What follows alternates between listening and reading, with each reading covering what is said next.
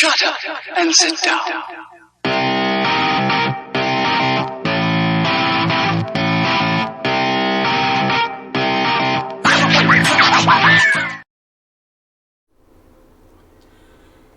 Well, hi, how are you? I'm KiteCraft. Welcome back to my YouTube channel. So, coding my ESP32.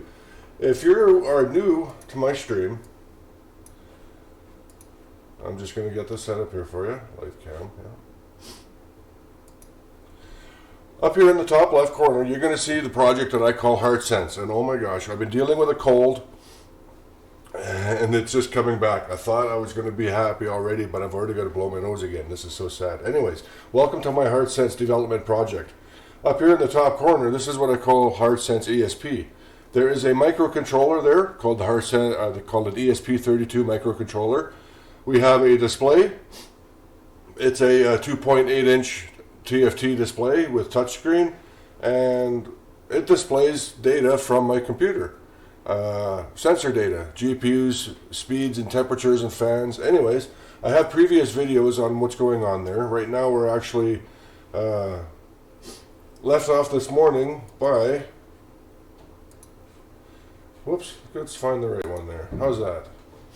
So I was actually building a new splash screen this morning for this, there we go, a new splash screen for the HardSense, so that when it actually starts up, I can actually see it connecting to the network, connecting to the server, and it happens really quickly, and I don't really want to slow it down. So what we actually did was I went to a website called the Absolute Beginner's Guide, all the way up to the top here.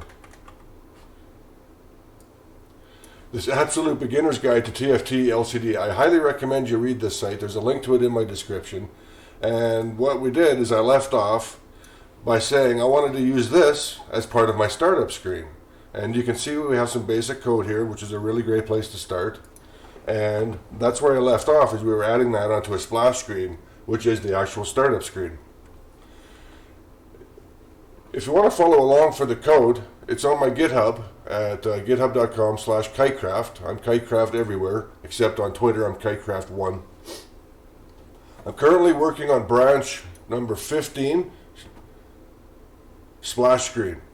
The main branch is kind of stable at where it is, and I'm making a big change here with the splash screen, so if you want to follow along.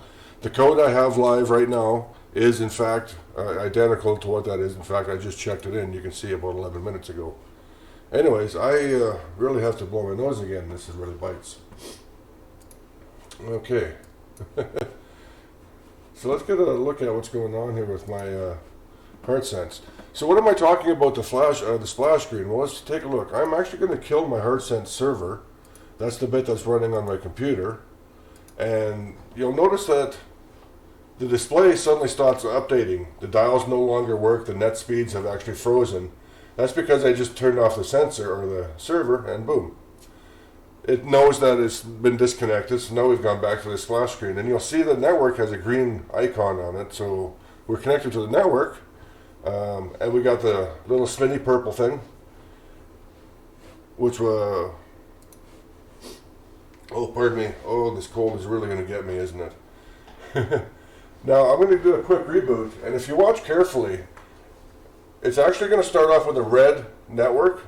That means that it hasn't yet connected, or is in the process of connecting.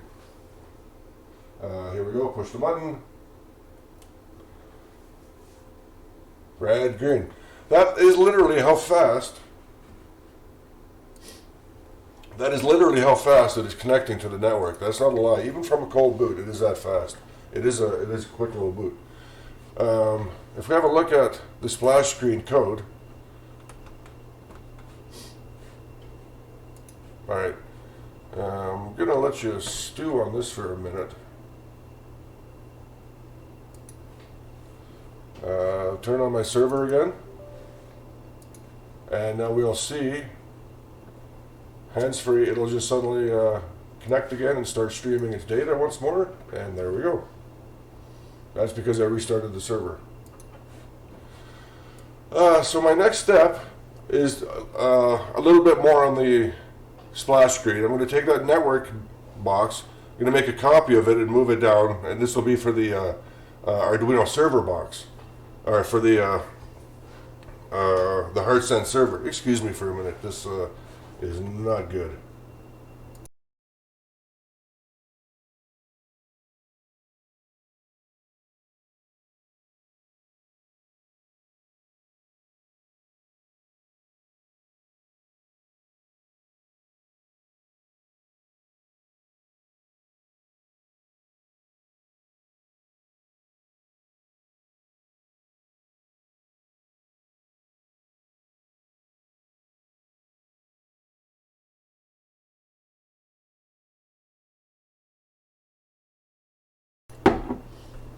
Okay, so very sorry about that. Still fighting this cold again, but I'm definitely feeling a lot better than this morning. So in HardSense ESP32 in my GitHub repository, what I'm actually working on, if we go into here, into the source directory, I'm working inside my display handler, and I'm creating a new screen, a new GUI screen called Splash Screen. Now, that little spinner that we just took a look at on this little guide, here we scroll up a bit, we see the little spinner going around and around and around.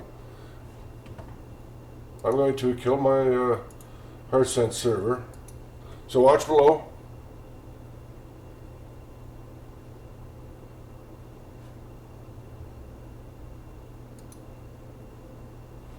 There we go. So I just took the code that you see displayed in the, right here, and I pasted it into my own little class called, in the splash screen, where'd it go? Over here. Called update circle. I'm using two new variables, two class variables. One of them is called secondary loop counter, and one of them is called the circle loop counter. And all of those lines, where'd it go? All of this stuff right here, you'll notice at the end there's a delay 15.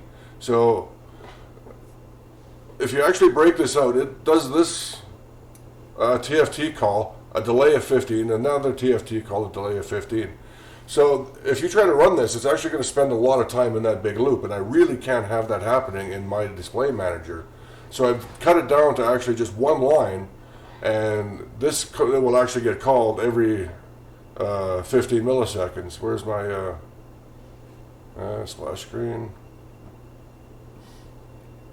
Pardon me. So the update screen on interval is actually a 15-minute or 15 millisecond interval. It calls the update circle, which is where we actually just do that whole one line, and it works perfectly. And it takes up literally almost no program space once you compile that and get it running. And the best thing is it can now be interrupted at any particular time. So as soon as something goes live, there is no more delay. There's a couple of forced delays, but I have to deal with it anyways. For example here, so sometimes when you're dealing with the two threads, the two different cores, and the display manager running on one core and the serial manager running on the other core, and they're trying to crosstalk, at the very, very beginning, I sort of have to let the display manager get a head start. So I actually did have to force a delay here. This is the very first one I've had to put in here, and it's really annoying, but this is where the splash screen comes in. I got to make it readable. If I didn't do this, it was really weird. Anyways. So yeah, so now we got this beautiful little splash screen coming up, and give it a reboot, and you can actually see it go red, green again.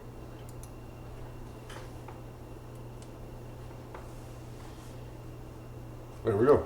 And that is all coming from this code. If we open up the HS serial CPP file from my GitHub, we'll have a look at what's going on here. If we're not connected to anything, we are actually going to go connect to our HardSense server, which is this file right here. If we're not connected to the Wi-Fi, okay, well, let's go connect to the Wi-Fi. And we're going to throw the item into the queue saying, okay, we assume that we're already on that splash screen because that's the only time we'd actually ever be calling this, is when we're on the splash screen. So we're going to put a new value into there, which is our command to update the network.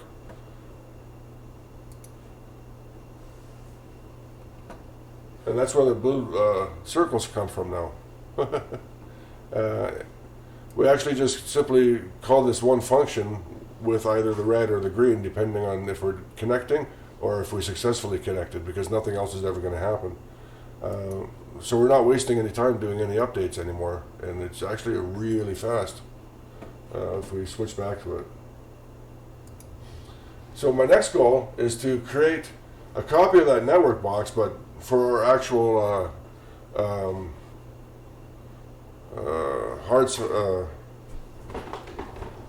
HardSense 64 server. I'll show you what I mean. Oh, this cold is already killing me. Desktop. So in my splash screen, I'm going to create a new function called void draw. What the heck am I doing here?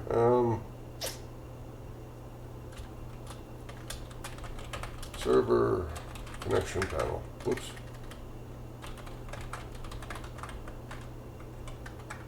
Yeah, do that for now. Pop over to here. Paste that in.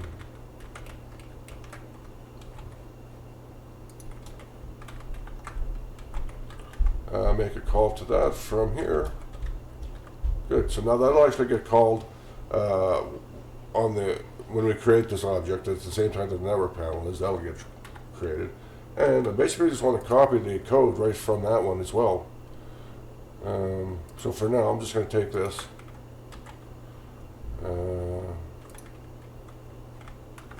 Where am I? I lost myself. Oh, I'm on the wrong screen. Right there. There we go.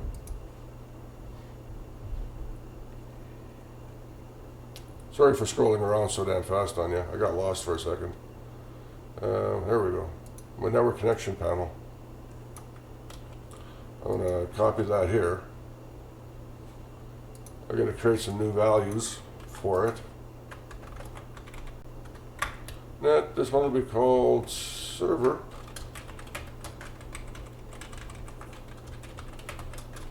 And we will now actually reuse that. So for the server connection panel, X and Y.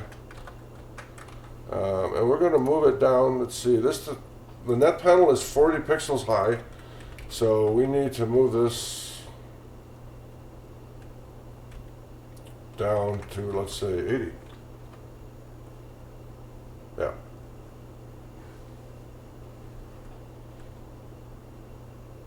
Oh, hang on. It's 45 pixels high.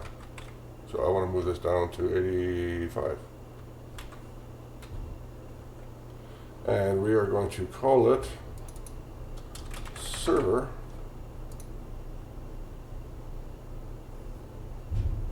And that's good enough for now. So what this should do now actually is we'll see a new we'll see a new box. This box right here will actually be replicated below it, but it will have the new title on it and it'll be empty. Okay, now we have to go through the long, enduring process of actually compiling this.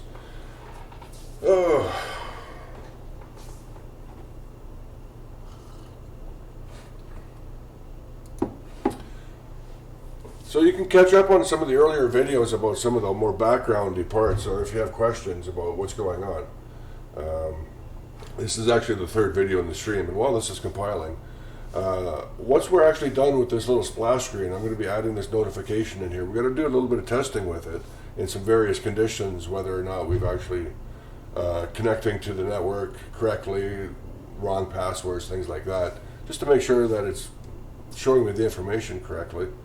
And then we're actually going to add a couple of new options to the configuration file, which are the device IDs. You'll notice that I'm actually hard coding the device IDs right now for both the Wi-Fi and the Bluetooth connections, and I actually want to add them into the configuration file so that I can set them remotely, and that will help. Oh good, we're finally finished with the compiling. Now I got to push the button So I want to add those as options in the configuration file so they can also be set remotely. And once I can get that over-the-air updates working, then I will never have to actually get the USB cable connected anymore. And that'll be a good thing. Okay, so what happened there? Hey, look at that. We can switch over to there. So that's what I was talking about. So now I've got my server box.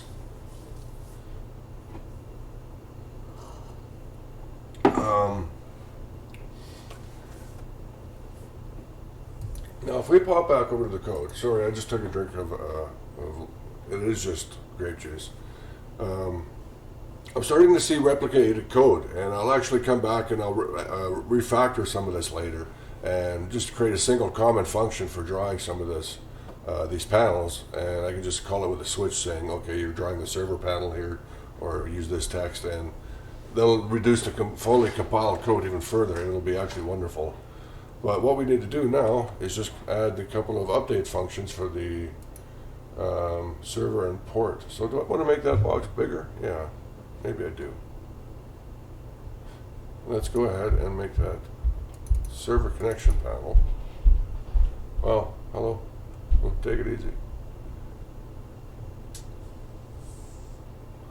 Yeah, let's make it.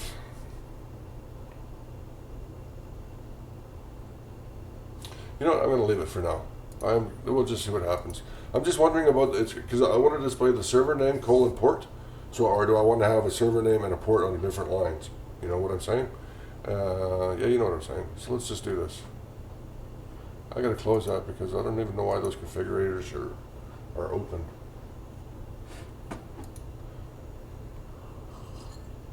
So if you have any questions, if I'm going too fast, or if you actually want to see some close-ups of some of the HardSense information, either the server that I'm running, where'd it go?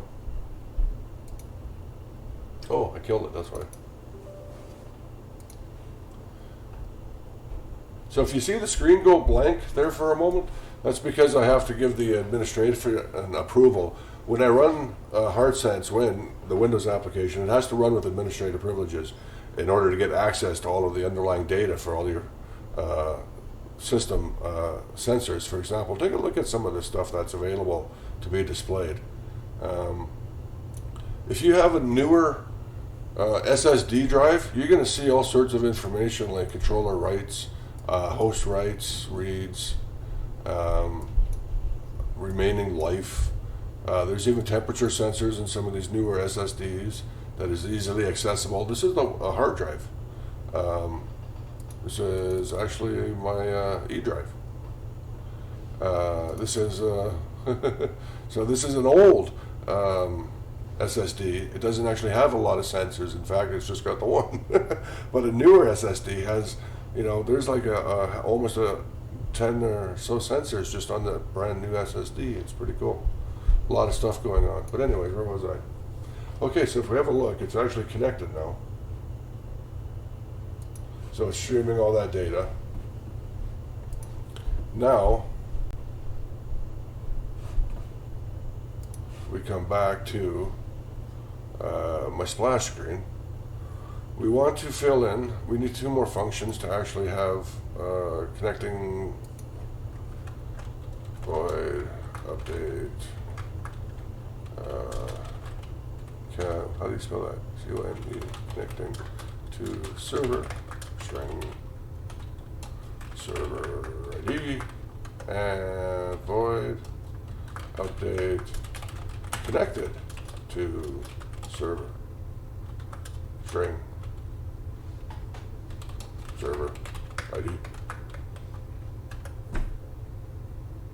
Okay, yeah, may as well do the last one too. I'm just copying what's up there, right? Void update, server, connection, spell it right, connection info.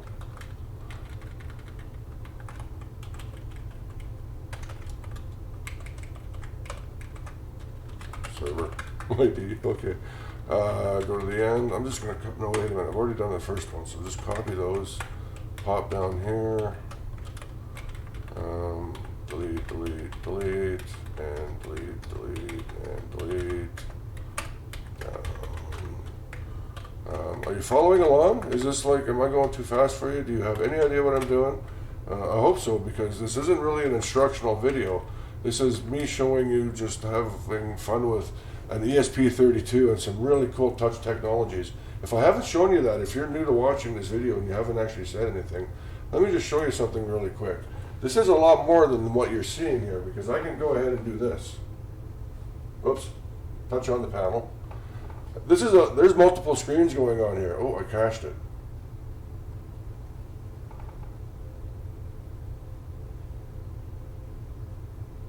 Woohoo! All right. I think I've got a bug here that I should go ahead and deal with. On the deletion of my splash screen, something is crashing, so that's good to know.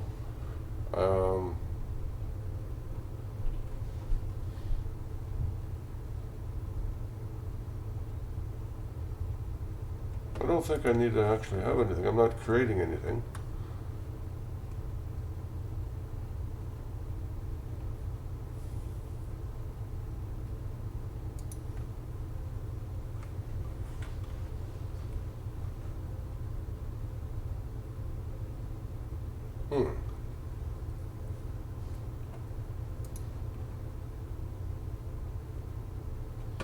Why is that crashing? Let's just have a look and see what's happening here.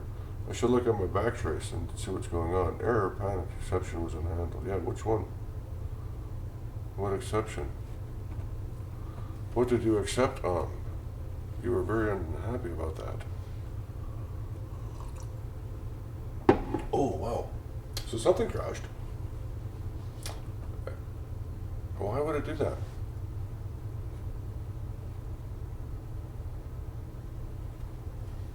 Let's check my CPU panel. Yeah, the CPU panel ran fine. No issues there. Go back home.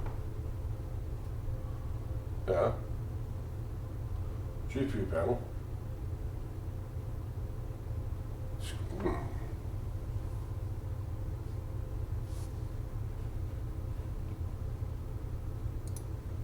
Well, that's interesting, isn't it? Why would it be crashing on that? What did I do bad there? I'm just going to have a look at my display handler, see if I did something bad here. Oh!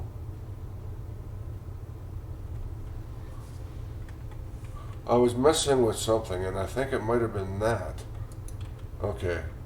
I was just doing some testing. I was wondering why I had that set to 3, and I was just forcing through some debug values while I was messing with that connection screen. And I changed that, and that was actually, I think, a bad thing to do. So I'm going to put that back. Oops. Well, that's what happens, right? And this is why you have proper testers in your environment. This is what it's all about. You know, they will find things like this for you. Damn right. Okay, so let me go back to the desktop. Here we go. What I'm talking about is in here, in this statement, I was doing some debug work and I had that actually set to 1. Or actually I had it removed. Yeah, 1. I changed it back to 3. Because I think I was doing some bad stuff there. Right. You know, if anybody wants to chat, feel free. Ask any questions. Check out down below. So what's going on here is I'm actually using VS Code.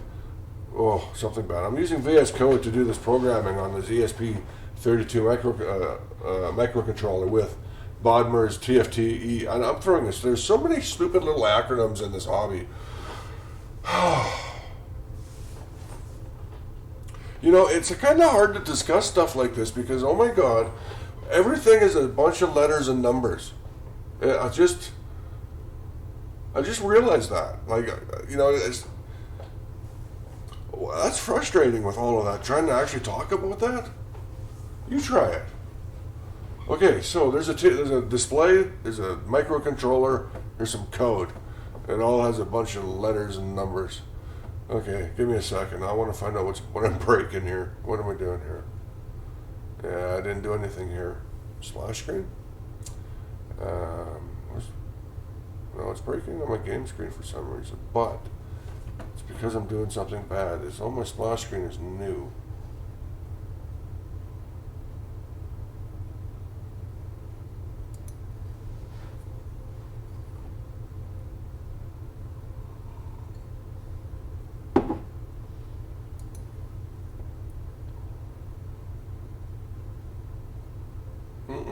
No, it should be good. I didn't create anything new. There's nothing going on there. There's nothing going on there. And what did I just do? I did something bad here. What? What are you talking about? So, and again, I'm using VS Code to do this development work. And let me just tell you something. If you're new to my stream and you're just watching this, so we're doing some, get my mouse over there. We're doing some ESP32 development, and I'm using Visual Studio or VS Code, Arduino development, to do this. If you look, that's what this environment is it's VS Code with the Arduino plugins and IntelliSense, which isn't great. I was using something called Visual Micro, which is a plugin or an extension rather for Visual Studio community. Now, the other half of HardSense, this program here, is actually built in Visual Studio, and it's a wonderful program. This is what runs in the background on my computer, reads all the computer sensor data, and puts it into a memory mapped file, and then starts up a TCP server, and it spawns it off in a thread, and then that thread will listen on a port 4121 is the one I picked here. And it allows clients to connect to it, and it'll spawn off little client connections to. There's a lot of multi-threading going on here. It was a lot of fun building. But anyways, this was all built in Visual Studio, and I was using the Visual Micro plugin to do my IoT development, the Arduino and the ESP development, and it was really nice and fast and fun, and everything was in one project in Visual Studio, and it had a nice debugger, and it was all a fantastic way to get work done. But then on one update, voila, Visual Micro had actually changed their licensing, and I can see why they're doing this. But no longer was the pared down version open, and they actually cut it down to just a full 30-day trial. And from that point on, you have to actually buy a license. And the new license is about $26 or $27 Canadian for a year. And that's about $140 more than I can spend. So I can't use Visual Micro, and I really want to use Visual Micro because it has so many advantages over using VS Code to do all of this development.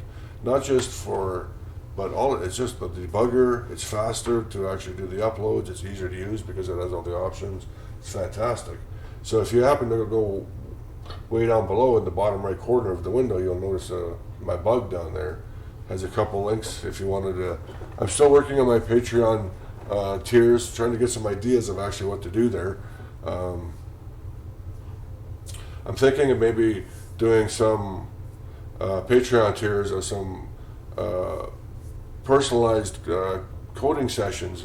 If somebody wants to join at a certain Patreon level, we can actually become a contributor to HardSense, and we can actually do some live coding or one-on-one sessions like that. That would be a pretty cool there. Do the same with some Fusion 360 stuff, but anyways, why is this breaking? Let's go back and look.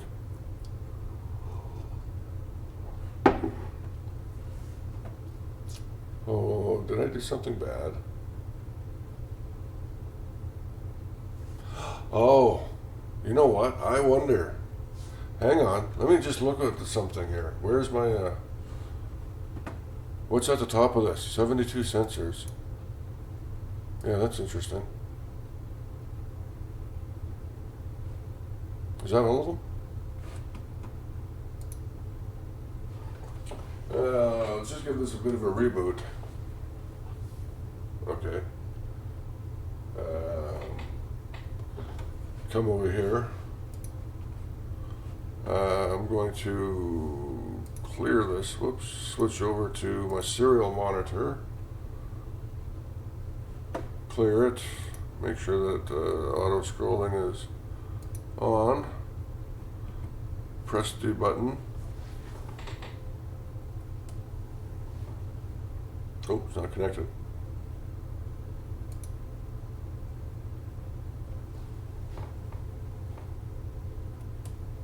There we go. Okay, so, yeah, got some information coming out. Let's just push this thing and see what's happening again. Okay. It's running. Here's the thing.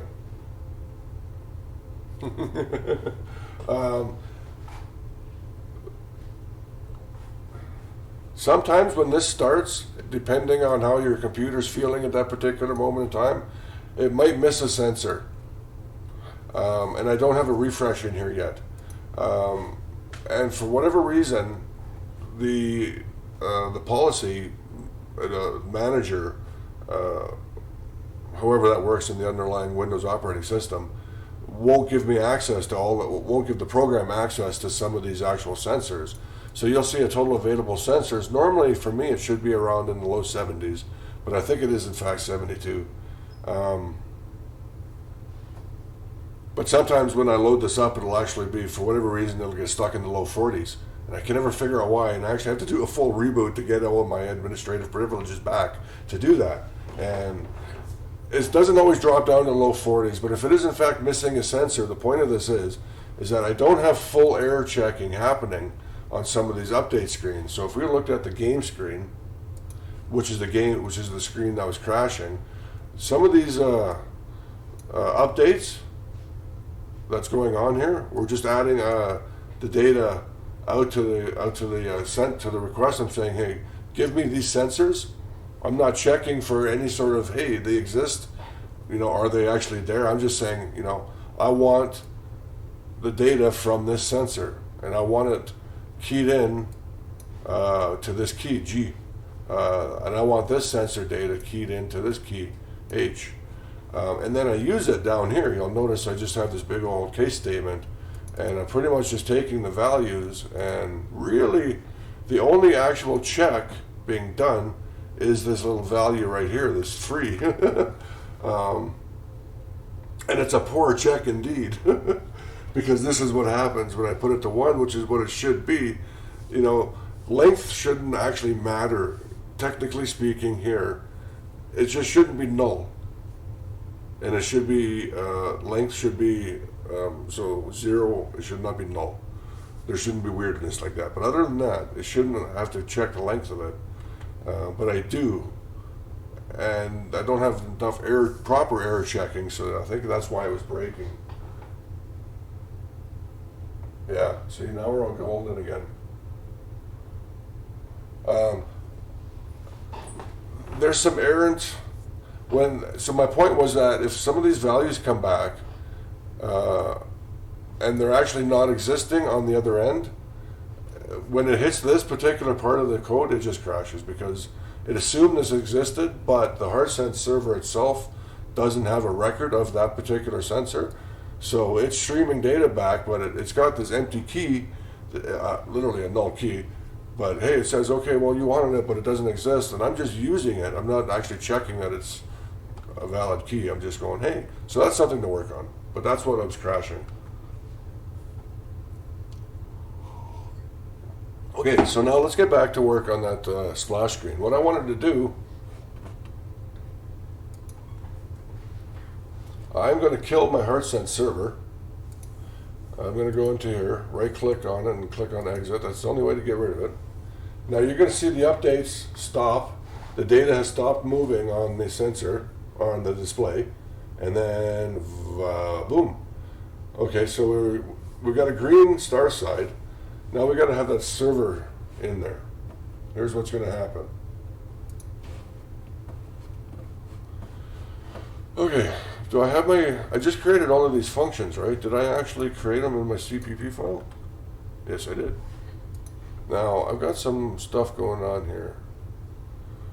I'm going to take my existing network stuff and I'm just going to copy it. It's this draw network panel right here. I'm just going to copy its code and I'm going to put it into my, this one. There. Pardon me. But I got to replace this local coordinates with the new server panel coordinates that I want to use, right? Okay, so that's how I actually get my base coordinates. And let's see here. Oh, yeah, that's not going to work, is it? No wonder I've got reds. I need that. There, there, and there. Now stop complaining and do your job. Okay, so text color, network. What is this? Why does it say network? What is that? Did I grab the wrong line? Yeah, I wanted this one. Oops. Let's try that again. So update server connection info. I want this one. Because I'm going to change that to, see why it gave me that? I'm going to change that to there. Now I take this. That's my server panel. There we go. Server panel X, server panel Y, server panel X, server panel Y. So that's my color. Yeah. Now what I do is I just call this. If I'm connected, I pass in the server ID. Get out. Why is there so many things popping up around there?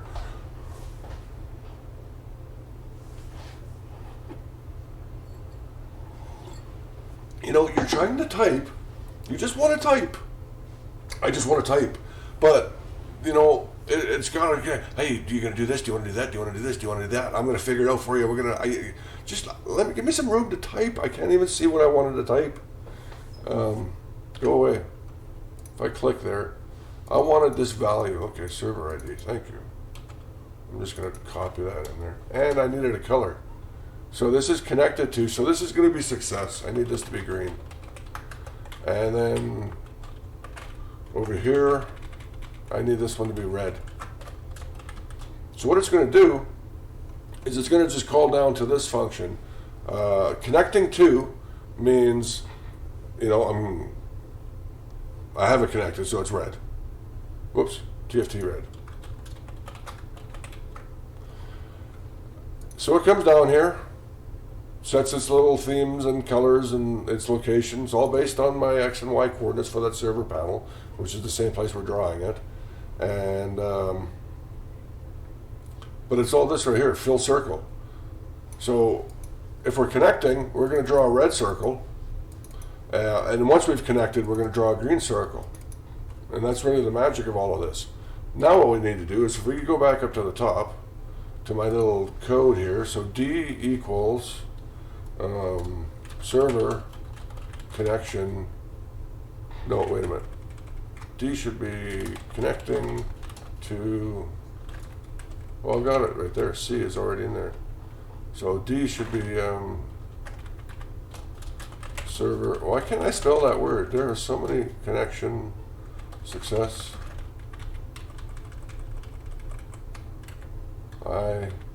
Connecting to network, connecting, okay, good. So I've got B, C, D, get rid of that, oops. Get rid of that, get rid of that. I need, what do I need here? I needed, this was, I'm updating something about connecting to a server, right? Yes, sure, oops. And this one is something about updating connected to a server, right? Yeah, sure. That'll work. Why not, right? That'll work. You think it'll work?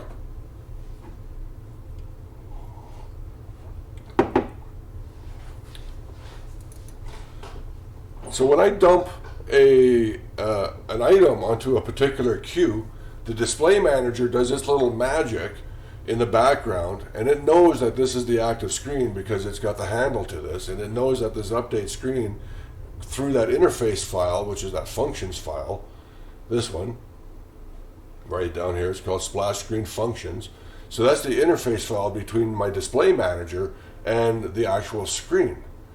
And it connects, the display manager has a function pointer, and when it's told to load a particular screen in this little big case statement, it points to this. And it just passes in a particular, the actual value of that queue item.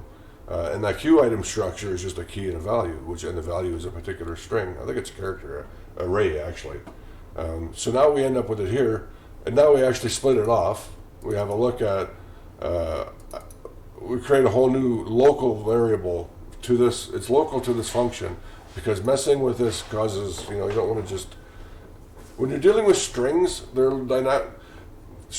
Google, Google, what is it, strings and Arduino. You'll find a couple of interesting articles about why sometimes using strings can be bad on Arduino, the way they actually dynamically take up space, and depending on the way you use the stack of your available program space, that can be bad.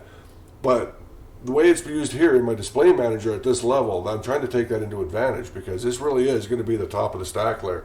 It always unwinds. Basically, this is the very top of the stack. It calls this, and then we'll always unwind back to the display manager. So this is always going to be at the very top, and it's really not going to cause me any problems by creating additional string variables. I know I have the space. It's not an issue.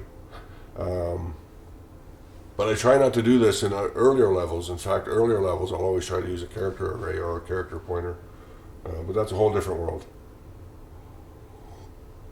Okay, so we've got those set up. Those are connected. Now what do I need to do? Now I actually need to call this from my serial handler. So if we have a look at our HS serial object, I'm going to close on the left side here. I'm going to close my display handler and the file system. And we have our HS serial folder, right? Again, using Visual Studio, it has a much nicer tree system on the left that's actually easier to see what's going on. So I want to open up my serial CPP file. That's this one. And there is a connect to HardSense. This is what we're doing.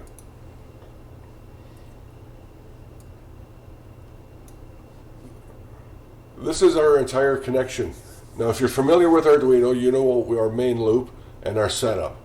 So our main loop handles our whole serial object. We want to actually going to take care of it. So we check at the top of every loop. If we're not connected to something has gone bad. We check to see if our little special button is being pressed, which it isn't.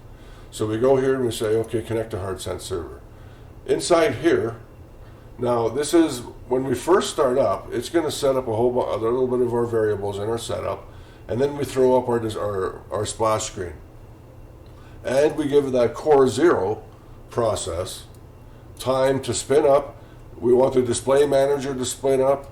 We want to have this change screen option added to the display queue. There's actually a lot of work going on that core 0, at the moment. So that's why this delay 50 has to be here.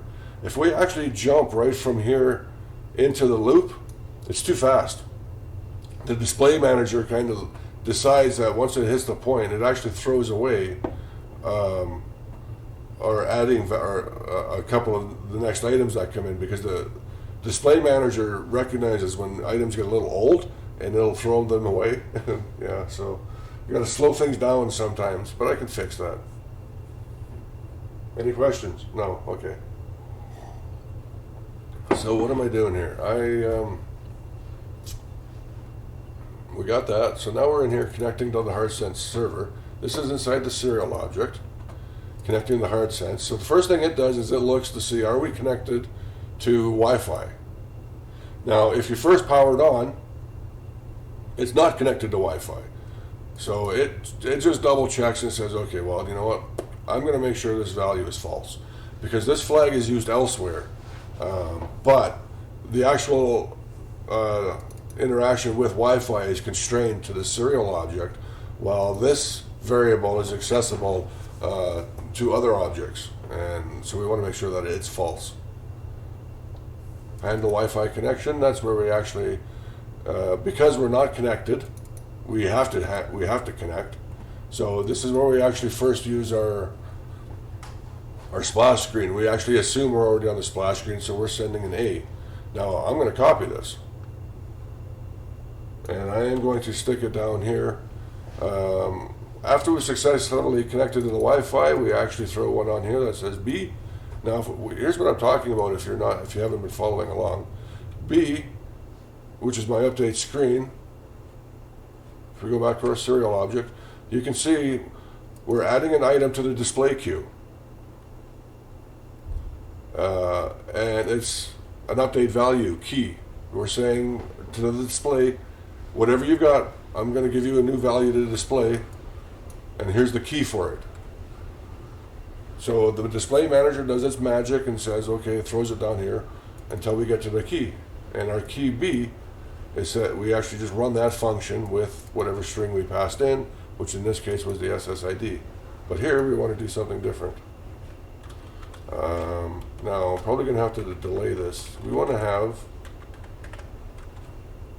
connecting to the HardSense 64 server. So this is a C. We want to send in a C. And we want to send in server name. Do I want the port? Yeah, I want the port. Yeah, sure. And then we'll do with a, what are we going to do here?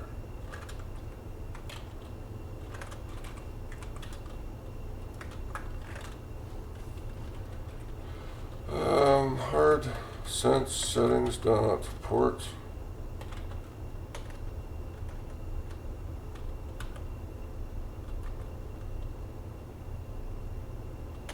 Server port dot. What is that? Is that an int? Come on, show me what you were. Oh, you suck. Visual Micro, it's a Visual Studio thing. It would just work. I could just hover that, it would give me all the information I wanted. Nope, gotta go look at it the hard way. What am I looking at here?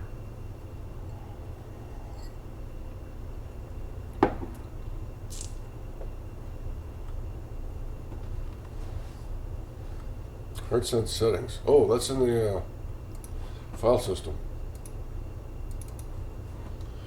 Yeah, that's an int. Okay. So I actually got to make sure that's a where to go. Over here.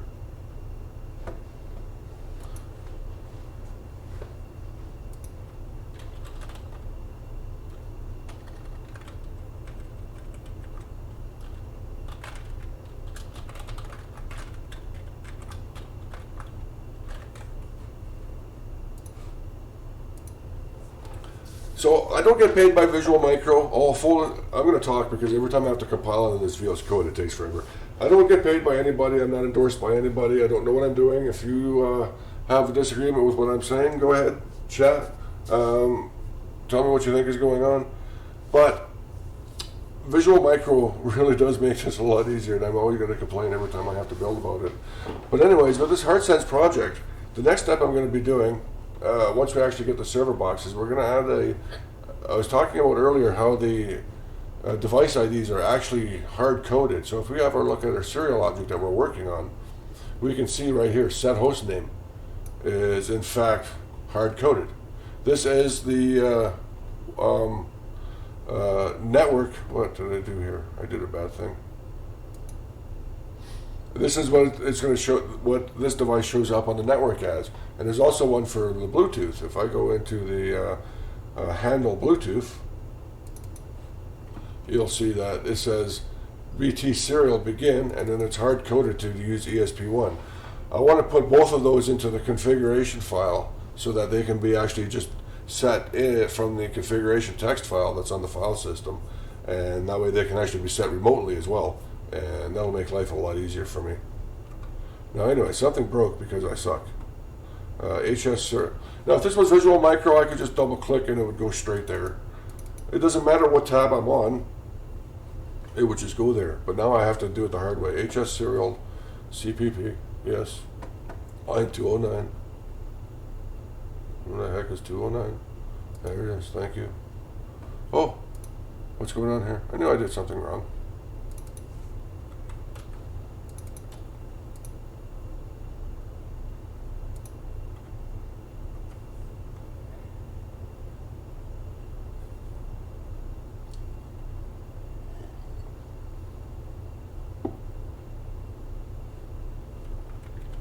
Do I have too many brackets? What's going on here?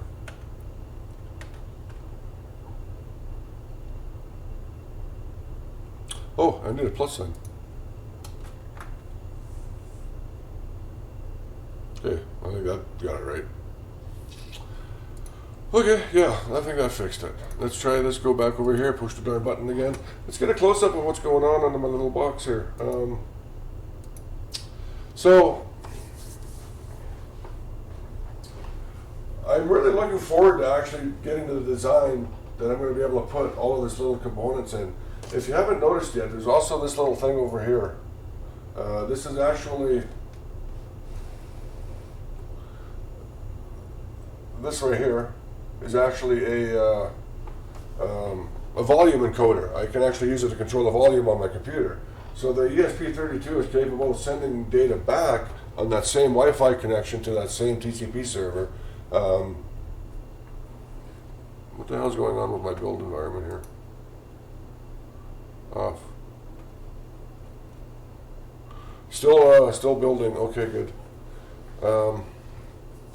Now, when I actually put this into the box, this dial isn't actually going to have a knob on it, so it's not going to be something that you turn like this. Instead, it's going to actually be a roller. So it's going to have a 3D printed, and then it's going to lay this way so that you can actually just roll it. Instead of acting as a dial where normally you would turn it, this will actually just be rolling it, and it's a much nicer interaction. And I'm really looking forward to that. It's going to be a really nice control knob for the volume. Okay, so it's actually uploading the code now. There we go. Server. Oh, look at that. Why is it red? It shouldn't be green. No, it should not be green. It should not be green. That should not be green. See how it says server green? Okay, I've got the right numbers in there in text, but that should not be green. That should be red. Why is it green? That should not be green. Have I mentioned that should not be green? Why is that green? Okay, so let's have a look at my splash screen. What's going on here? Connected to server for C and D. Oh. Now let's go have a look at the serial object. I added it with a C. Yeah. So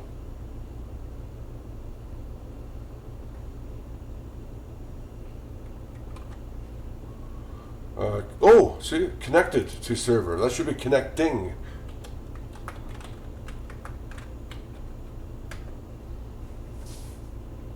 You see the difference? I fixed it. Now what we'll see is I'm going to upload the code. That'll be red. When the server part will actually be red. Now, that's pretty cool. I will then start my, no, can't do that. The HardSense 64 server, and I don't know if we'll actually see it turn green or if it'll happen too quickly, but that should, no, actually I haven't added the code for that, have I? Okay, well it's going to do that little bit, and I have to actually add the, I'm going to take this, and where's the successful connections? Well, not connected to something.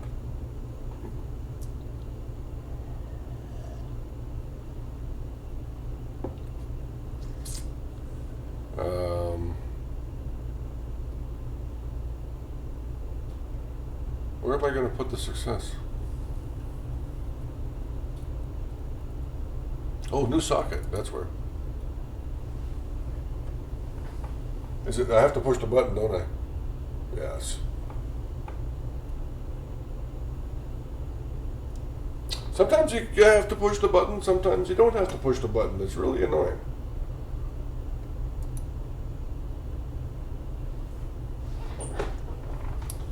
See what happens in the server box.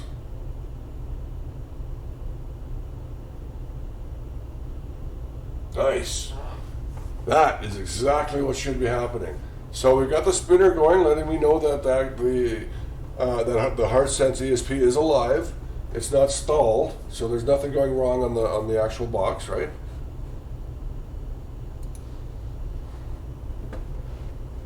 So if this is sitting in a box with a battery on my desk, or on your desk, or on anybody's desk, The box, let's say, is about this big, maybe approximately. You know, for the sake of argument, it'll be about this big. So there's good feedback, knowing that for some reason the server's down. That could be an indication of something going on my computer, because this box will be sitting there. Even though my computer could be doing its whole, locked screens, screensavers, and whatever's going on, this thing will let me know a little bit of information about what's going on the computer. So that's good. Now I'm going to go ahead and start my HardSense server, and this will connect. Come on. Does it? Do we see it change to green? Shoot! Did it change to green? You have to tell me if it changed to green. I wasn't actually watching, so I wasn't watching the physical component. I was actually watching the video screen. My OBS streaming software. So when the application here opened, it actually opened up on my other monitor right over top of where I was looking at. So I don't know if it actually changed or not. So I'm going to have to do this again. Let's go ahead and kill HardSense. But I think it did, didn't it? We saw it turn green, right? So we killed HardSense. So this will go back to the splash screen. It detects that HardSense has been done or taken down. So the heartbeat has recognized that the server's down.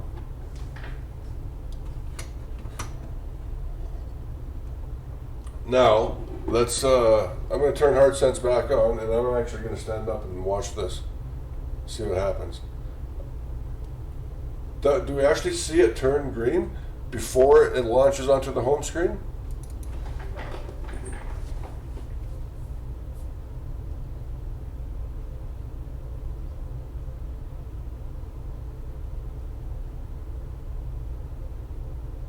Oh, I gotta hit the button. Oh, this stupid administrative privileges access. Sorry. All right, come on. Nope, that's cool.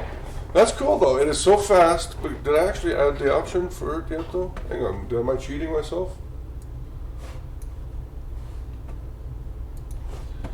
I don't actually think I even added it, did I? I gotta take this. And I was, because I didn't add the, so where do we put it? Where do we put it?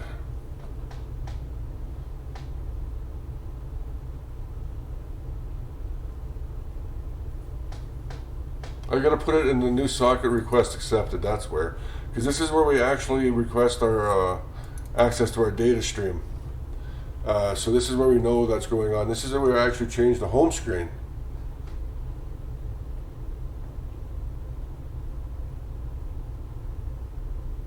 That's a good point. That's a really good point.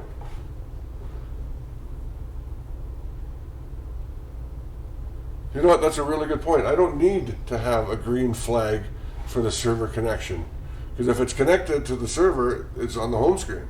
So I can actually remove a little bit of code there. Yeah, watch this. I can get rid of this. I can get rid of this. Huh, that's cool. Now what I can do is I'm going to go into my CPP file.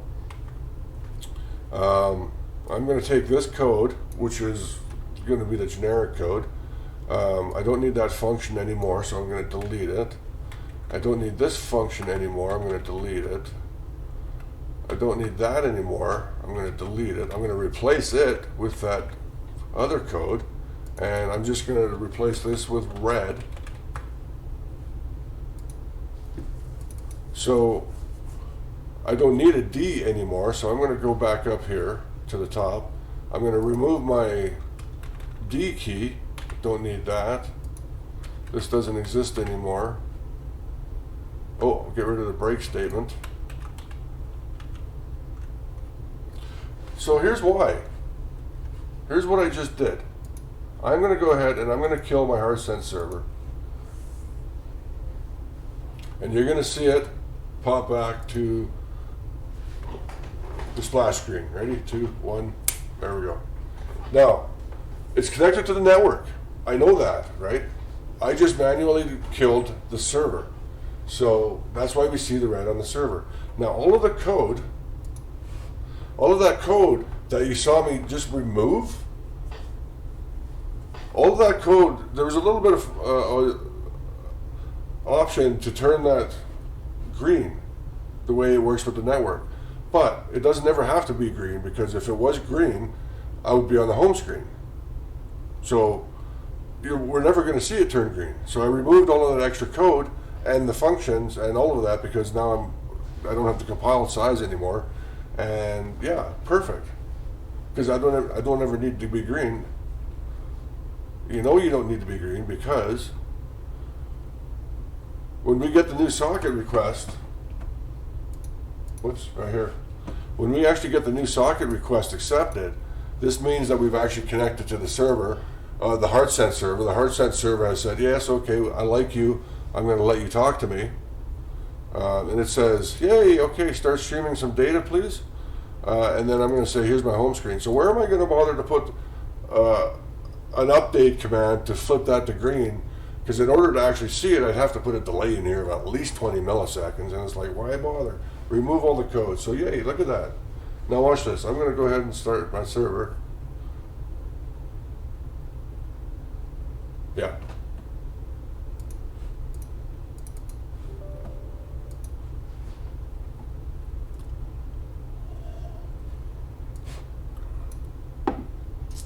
So we're on the home screen. Good. Now, I don't know, did I actually build since that last change? I'm just going to do that real quick. So the next thing I want to do, I need to do a bit of a test, and I'm actually going to blow away all the data in I'm going to go back to the default config file, which is actually just empty. Where is it? Into data, HardSense.txt. We're still building here. So this is our default configuration file. It's called HardSense.txt. Right now it just has the SSID, the password, server name, server port. It only has the keys for them. We don't ever want to put values in this file.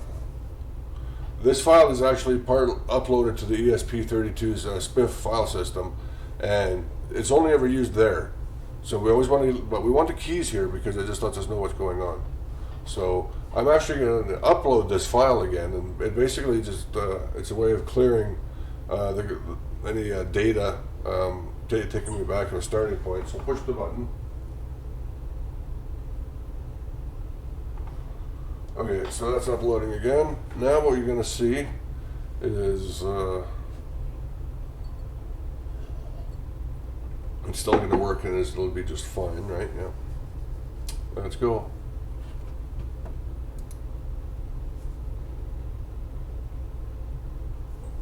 Okay, I'm going to take the server down. Okay, it took the server down.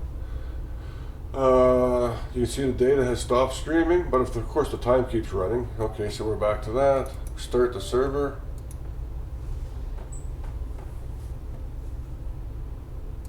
Server started. That's back to running. Good. Now what we're going to do is I'm going to go ahead. Where did it go? We're going to use Arduino IDE to upload all of that data the data files, to blank out everything and start from nice and fresh.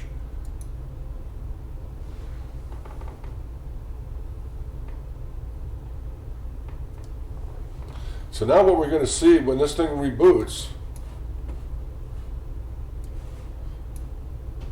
it's going to do that. Shit, I keep forgetting about that. So refreshing the SPIFFS file system, it actually blows away the data, the calibration file for the touchscreen. So I have to redo this. This is based on code from one of Bodmer's example files in his TFT_ESPI library, which is linked in the description of this video. That's the base library that I use as a driver between my program and this display. It's his code, and or their code, whoever it is, and it's awesome and it works well. But I have to recalibrate because I deleted the calibration file. There. Oops. Now, perfect.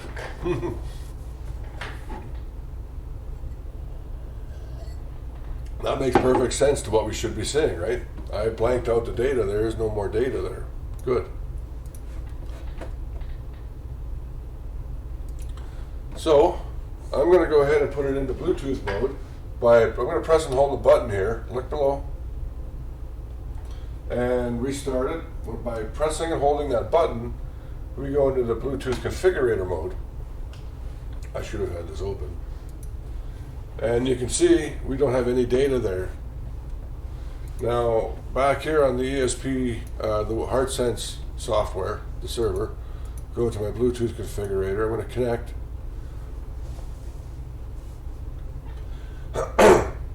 Now, the reason why this is already connecting is because I said earlier that those device IDs are actually hard-coded in the serial object. That's why I can still connect to it, because my Bluetooth connection is still working and all of that. That doesn't change on the file update.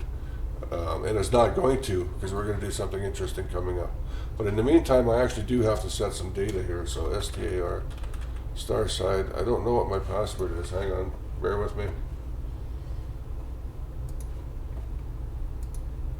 I need to go find my password again. I keep doing this with these multiple networks. Where to go? No, that's not it.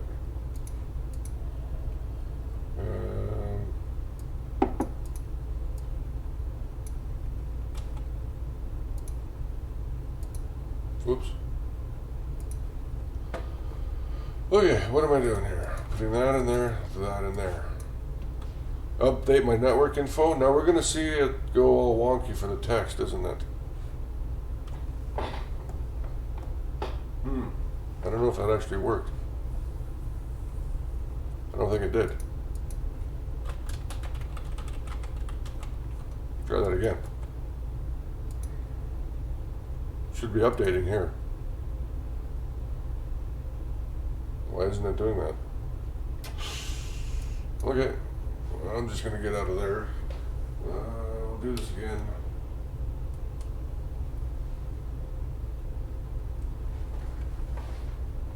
Settings, Bluetooth, connect. Okay, you have connected, right? Actually, I don't think it has.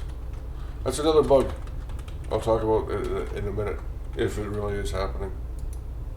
Oh, no, it connected. Okay, good. So what happened on here? If we actually look here, we'll notice that it's all really messed up. Yeah. So I know it's working. I'm going to put this in here, AERIE 4121. We'll update that.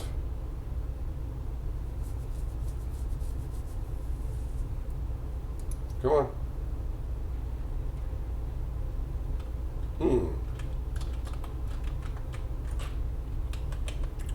What's going on there? I thought I still had a bug in this Bluetooth configuration screen. I guess I do. Let's try that again. That's still there. AERIE 4121. Come on, you can do it. There we go. Why didn't it update? So something bad is happening there. So it actually did update the data. Oh. You didn't even see what the hell I was doing. I suck. I was using the Bluetooth configurator to actually update the SSID and the server info. So I can type in the new values here and it will update. But as you notice, it actually doesn't display well. So I'm going to go ahead and restart that again, which just sort of refreshes the display. I know there's a bug there. And now, why is that empty? That should not be empty. Not this time. Let's just go back to the Bluetooth configurator. No, it's not empty. So why isn't that working? Let's go ahead and reboot it and see what this says. Yeah, see, that worked. Wow, okay. So I've got a bug in my Bluetooth configurator screen, but I think I already knew that.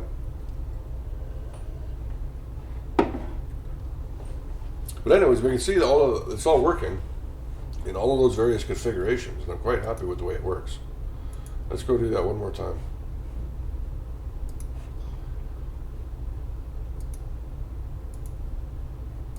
We'll kill the server. See what happens to it. Boot 'em. There we go.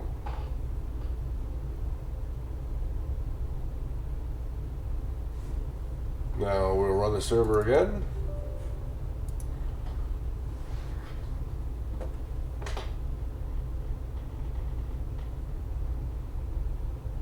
Yep, and it's all connected. Now we will make sure that the other screens work. Let's go to the CPU screen.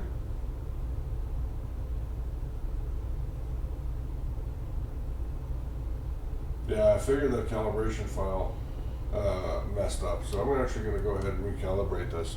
The way we recalibrate it is I go into the Bluetooth configuration mode, even though the display isn't working right. So I'm going to go back into here, settings, Bluetooth configurator, connect. So we're connected to it. We know that because it all updated and everything's good. And I'm going to click this button right here, delete calibration file. Are you sure you want to delete it? Yes, I do.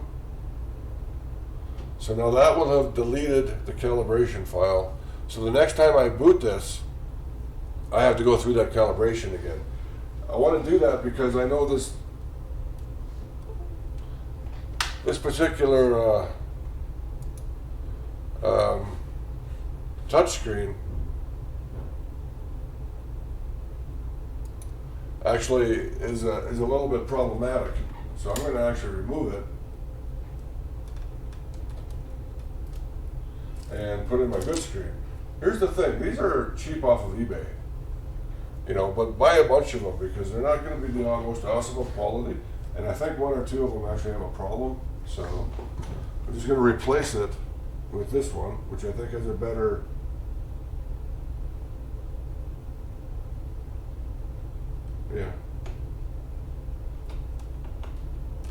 there. This one has the touchscreen works better on it. Okay, here we go. Let's turn it on. There's the touchscreen. Okay, so here, here, here, there. So touchscreen calibrated to connect. Oh, look at that. Yeah, that is sweetness, isn't it? I gotta say, that works pretty smooth. That worked really smooth. I mean, that worked really smooth. Let's go ahead and kill the server.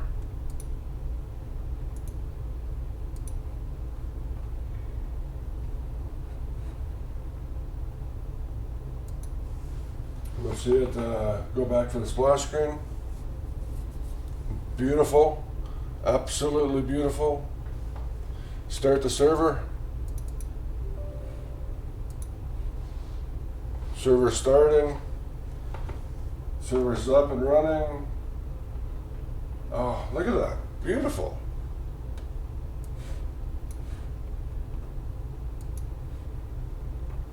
Touchscreen works. CPU screen. Or my G. When did that crash? You suck. Nah, that should not have happened. CPU screen. Go back home. Oops. GPU screen. Why is that crashing? Okay, well, let's have a quick look. Something bad is going on here. Nope, not that one. Where is my server? There it is. What's going on here? 72. Why is it crashing? What did I do bad? That's still at 3. Let's turn that on. Let's clear this. Go to the serial monitor. Okay. Let's connect this to the serial monitor. What do we, oh yeah. Hang on. Let's plug this in. Whoops. Sorry, I just banged my camera.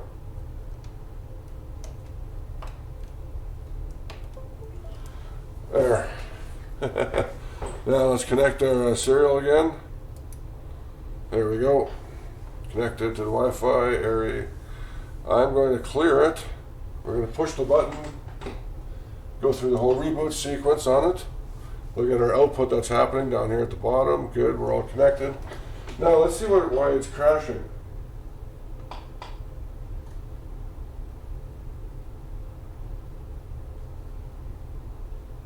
Okay, it's not crashing.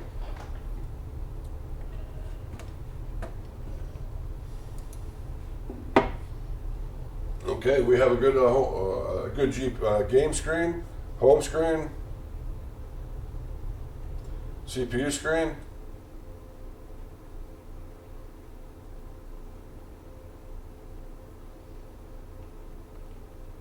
Home screen,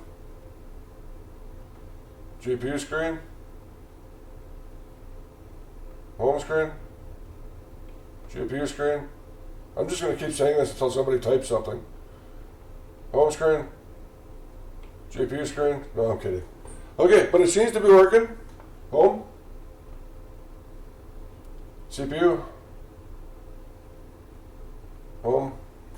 Okay, good. So no apparent memory leaks. Want me to prove it? I can prove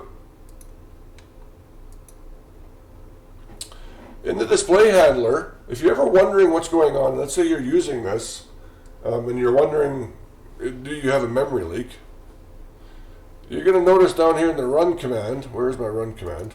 There it is. Where'd it go? Oh, I took it out. Aw. I used to have a little commented block of text here that would actually output the memory, the available memory stack. Oh, what the hell? I'm not showing you the right thing. So in this display handler run command, I used to have a little block of text in here, just some serial print lines that was commented out. I could uncomment them, and it would actually just take a measurement of the available top of the stack, and you could actually see having it here. As you're going through all of your different screens, that number should always return to basically the exact same number every time you go back to the home screen. But if you see this number slightly creeping up every time you go back to the home screen, you know you got a memory leak somewhere. But we're doing good. Nothing's crashing. We're doing good. So let's go ahead and check this in. I'm going to go ahead and check this into number 15. I'll show you in a second. Added the server box to the splash screen. I know you can't see what I'm typing. That's okay. Deal with it. Yeah, that's okay. Want to do that? Sure. Okay, yeah, good. Close there. Now, if that worked, what we should see, where's my box? There we go. So HardSense, I'm going to go back to, I'm on right there, 23 seconds ago. Good. HardSenseESP. I am on, if you notice here, branch 15. I haven't merged this into master yet. I still have a bug in there in that configurations, Bluetooth configurator. That's just weird. Let's see. So source, display handler, GUI, splash screen. So yeah, you can see we've got our good. This was a good, nice update. Everything's in there like 1 minute ago. So yeah, check it out. Now what are we doing?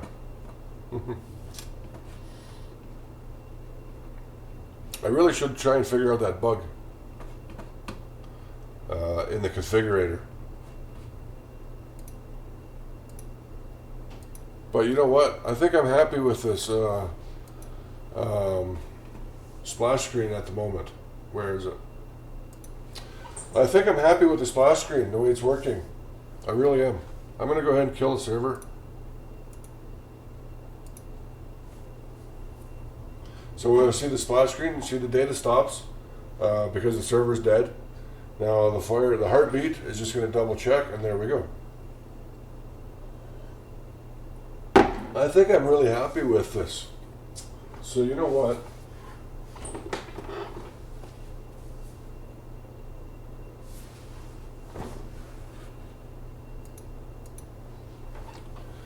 I think I'm really happy with this.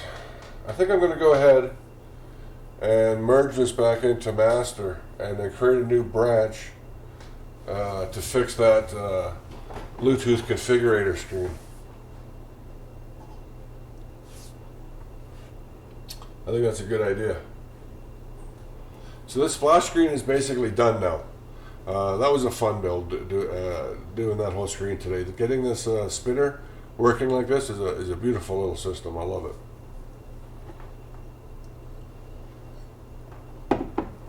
Based on that example from that wonderful little website called Absolute Beginner's Guide to whatever, basically, yeah, just used this one line, replaced it with a couple of variables, and off it went. It was cool. It worked well.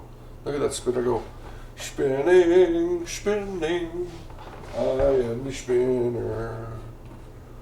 Toss a coin to your streamer.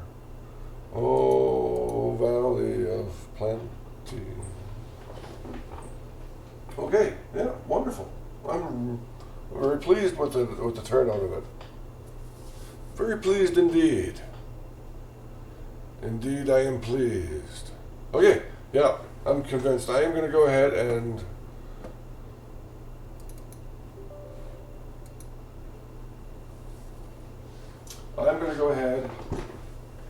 merge it into master.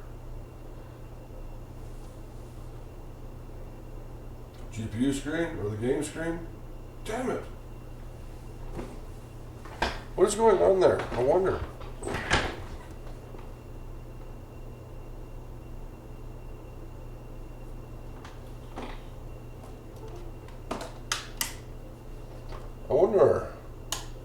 Wonder why. You're gonna have to do some digging.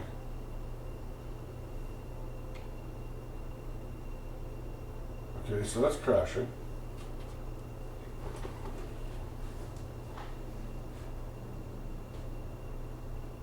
It's definitely crashing.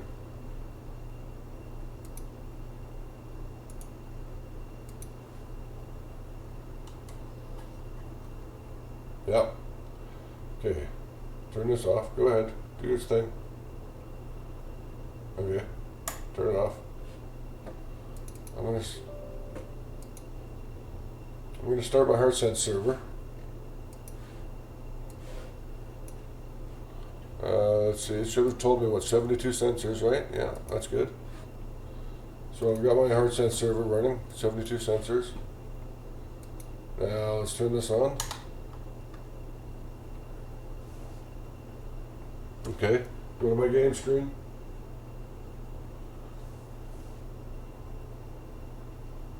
What the hell? You know, it can be really hard debugging things when it doesn't always crash, you know.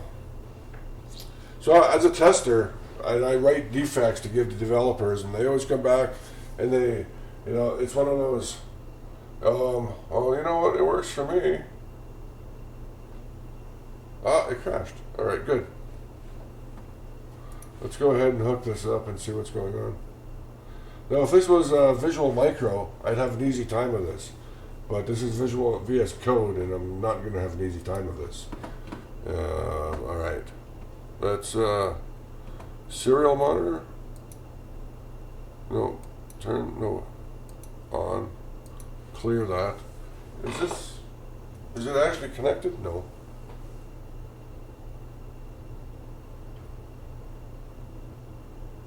Close it. Connect. Oh, I did it again, didn't I? Yep. Why? Is that why?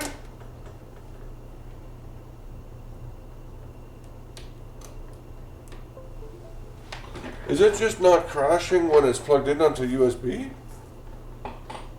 No. That better not be.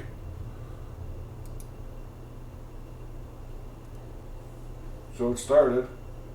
Go. No, it crashed. It definitely crashed.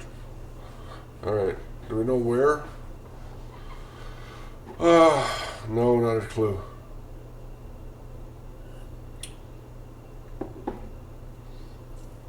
Now, I'm not sure the best way to debug something like this, but I know it's definitely crashing on the update. I can kind of guess by looking at where it is in this process. Now it's running. So I do have a little bit of flakiness there. Whoops. There's definitely a little bit of flakiness in that screen, and I'm going to have to debug that and get that going. But I really I need to get Visual Micro, man.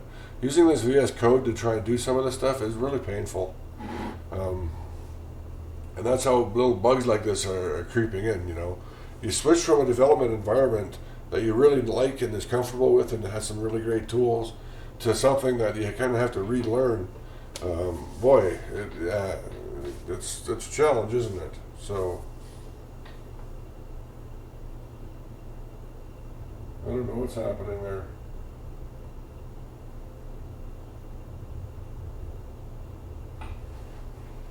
And now it crashed. Crap.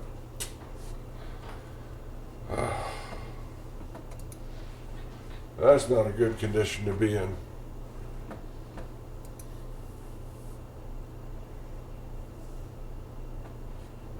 Okay, what are we doing here?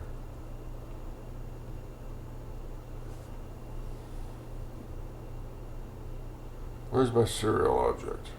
There it is.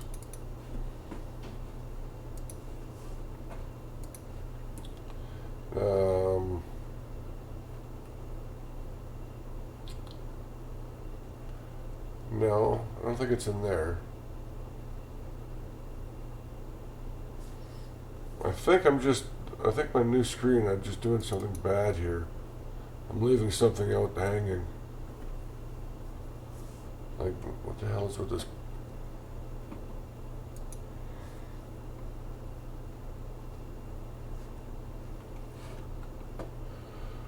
I've got to go find that piece of code. Where is it? I got to go dig around an old project and figure out where that piece of code is. Where did you go, little code? Are you in here? No. Are you in here? You might be in here. Let's have a look. I know you can't see what I'm doing, but that's okay. I'll get to you in a minute. There it is. I need to put this code into my display manager. That is right here. Into the run command. We got dispatch, yield right here. Delete this. Oh, and I need a little variable in there too. Where is it? It's already in there. So this is actually just going to print out my free heap. This is going to give me a clue if I'm dealing with a bit of a memory leak somewhere. Remember I was talking about this?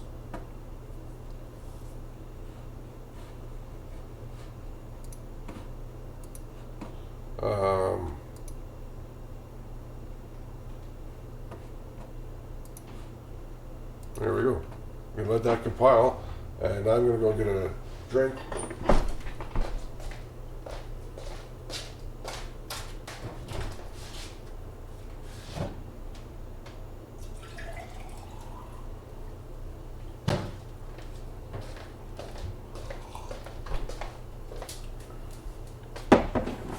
I gotta fix this bug before I can do anything. This is actually a pretty big bug. I gotta figure out what this bug is. It shouldn't be crashing. I haven't touched any of that code in there. All I've really done, I mean, literally, is I've worked with that little serial object by putting a couple of those additional add lines into it. Those lines. And then, of course, I did the splash screen class. So whatever's breaking is from what I did today, because that was working fine. Absolutely. But not anymore. That makes me sad. So this should tell me if I'm doing a bit of a memory leak or something somewhere for some particular reason.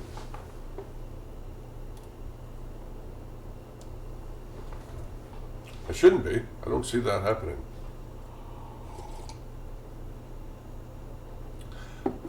But more than that, I might actually just be running out of memory. No, that shouldn't be happening. Definitely not. So you see those numbers scrolling by, yeah. That's my free heap.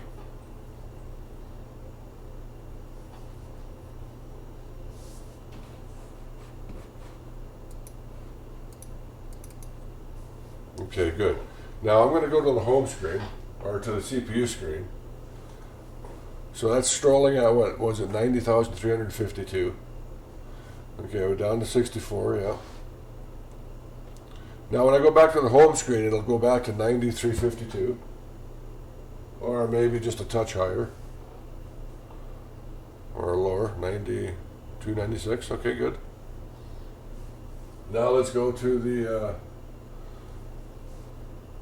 30, 38. Yeah, doing good there. 35. So the reason why it's moving around on the game screen is because there's actually a lot of activity with that that graph and whatnot. So, well, there we go. It's stabilized again. Good. Okay, let's go home. 87, 92, 84. Yeah, so we're looking good there. Go back. So there's enough heap. I don't know why that screen was crashing. It's not crashing now.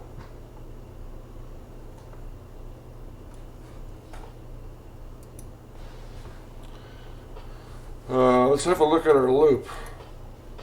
So I added, this shouldn't matter because if we're connected to something, it just skips all of this and it runs the same code it always has. Nothing there has changed.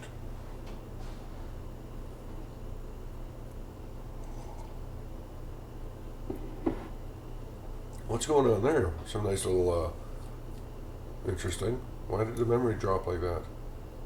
Or the heap free up like that? 87 to 9304. Okay, good enough. So that's not the problem. So I'm going to go ahead and just comment that that out again.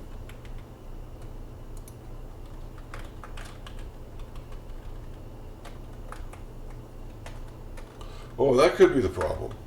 I did speed this up drastically, and I shouldn't do that.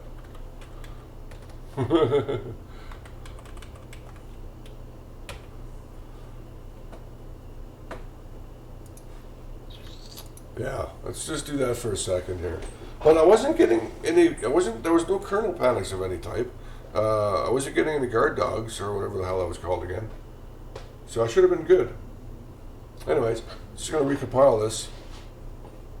Take that out, maybe try a few more things, but yeah, I don't know. I don't know why it was crashing.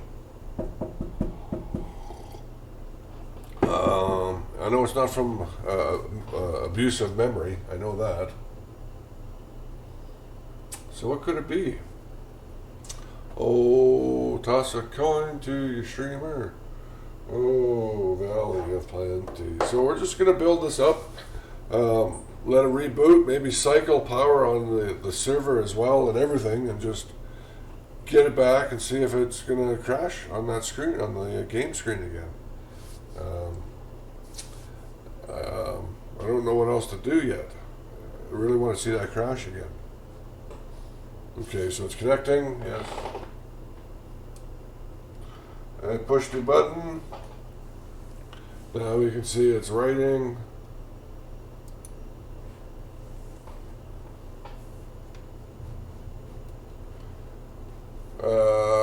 94, 9800, so you're going to reset.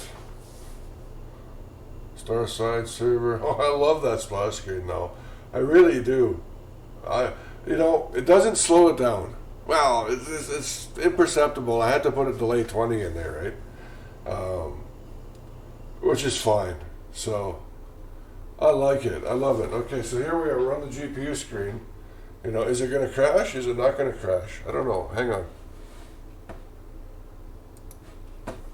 Let's get this thing connected and working. I don't know if it's working right. Auto scrolling, yes. Let's just disconnect it. Okay, good. Yeah, it rebooted. Yep, that's good. Now we're going to connect. It should reboot again. No? You suck. I will make you reboot. Okay, good. It's running. All right. Now, let's just go to the game screen and see if it crashes. Please don't crash. Please don't crash. It didn't crash. So, we're good.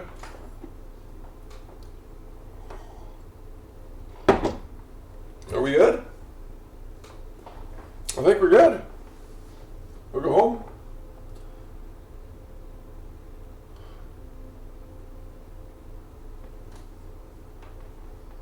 Yeah, seems all right.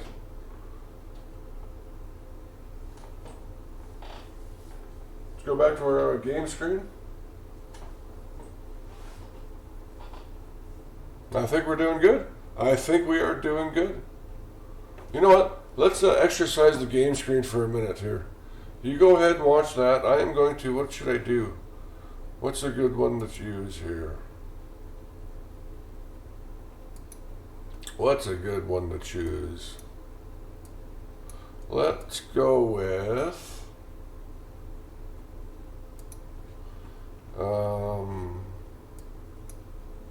no, not that one, not that one, not that one, not that one, not that one. That's how we'll do. I was going to launch a game just to see if we could get the temperatures and fans going, but whatever. I'm not going to worry about it. We got good data going there, so this is awesome. Now I do have to get the configuration screen working, so I think I'm going to go ahead and merge all of this back into master. So there's a bug there. I'll deal with it later. It's not easily reproducible, but there is a bug on the configuration screen, the Bluetooth configurator screen, that definitely needs to be fixed. So I'm going to go ahead and merge all of this back into master. And we'll see what happens. Now, when I'm using Visual Studio Community with Visual Micro, and I'm going to do that complaining again, as opposed to VS Code, you know, managing my Git repository and my GitHub repository is so much easier than using Tortoise Git on the command and Explorer, or you know, whatever this is.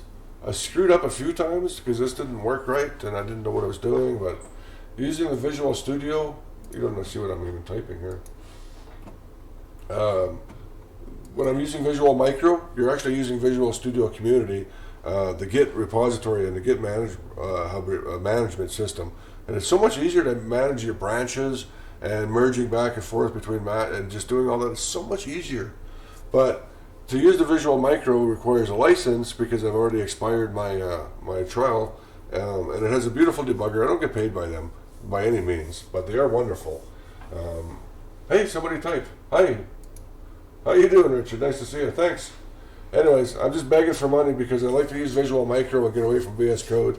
But Visual Micro's yearly license is about $26 to $27 a year for a license, and that's about $140 more than I can afford to spend. So, you know, if you look down below, I have a couple of links. But anyways, let's get this. What was I doing? I was merging this back in. I was complaining about doing that. So now let's just going to make a commitment here.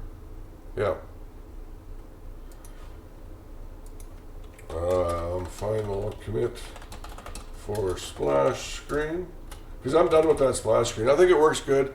I think we're doing well, so we're going to go ahead and do that.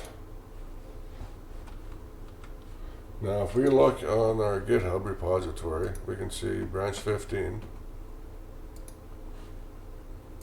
was updated 13 seconds ago. Final commit for splash screen.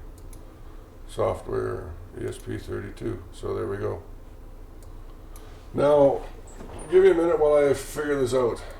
Here, have a look at my pretty little thing while I do this and mumble to myself about how much I hate doing this inside here. Okay, what do we got? Turn as Git. I want to do a switch, right? I want to switch this back to master, right? Yeah. Okay.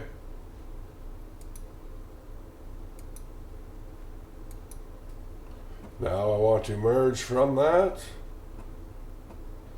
to here. Sure, yeah. And then I need to do what next?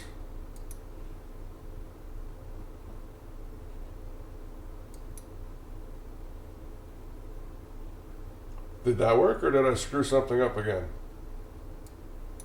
Well, let's find out. So, I know I was working off screen while you looked at my pretty little ESP32 display, but let's get back to the desktop here. So Github, Kitecraft, you have a look up at the top. This is where HardSense lives. Now, if I did everything right, we should be able to go back to master. We'll go up to HardSense and we'll see what it says. Final commit. Yay, I didn't screw it up. Oh. Okay, so the master branch for my HardSense project is now up to date, but I got to create a new branch to fix the Bluetooth configurator screen. So what am I talking about? If you're just new to joining me, we'll pop back over and we'll have a look at the HardSense. This is the settings Bluetooth configurator.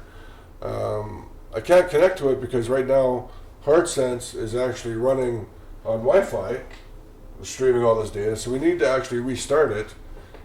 Hold this button down, restart it, and with the button pressed during startup, it notices that, hey, I've got to go and do this.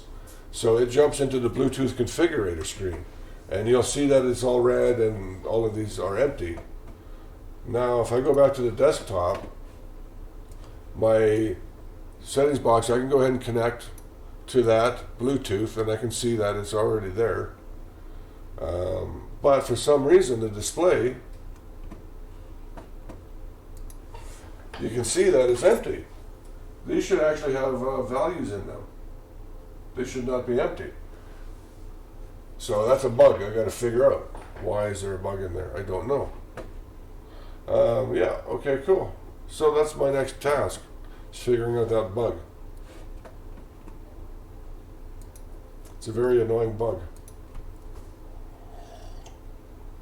Anyways, here, I need to give you this look, and I will be back in just a moment. Let's get this restarted. I'll just press the button.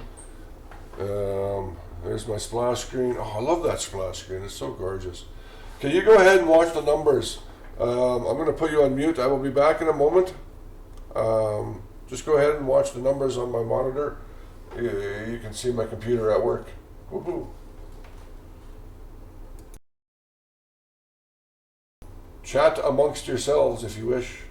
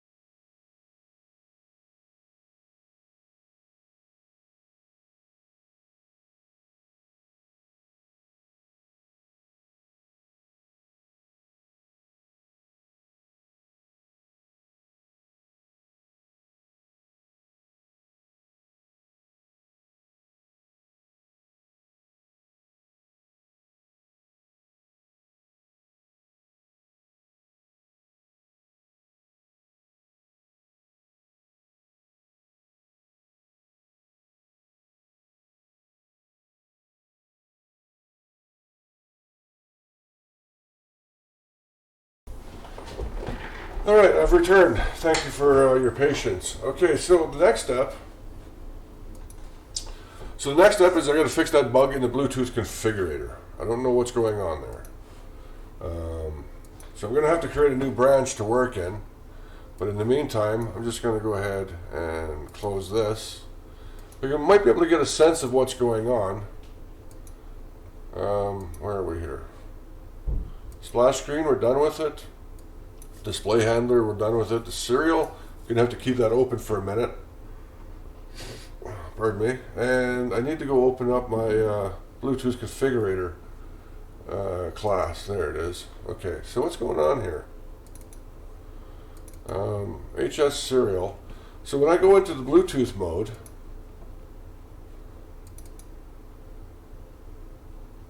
okay, so if the button is pressed, starting Bluetooth, handle Bluetooth connection. Where is my handle Bluetooth connection? Right there. Okay, so we update the screen, we delay, and then we go to update display. Where is update display?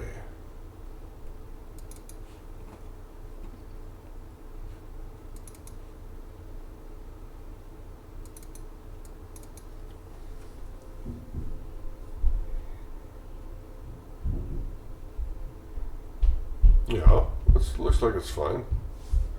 Although this function doesn't work. But whatever, I'll deal with that in a minute.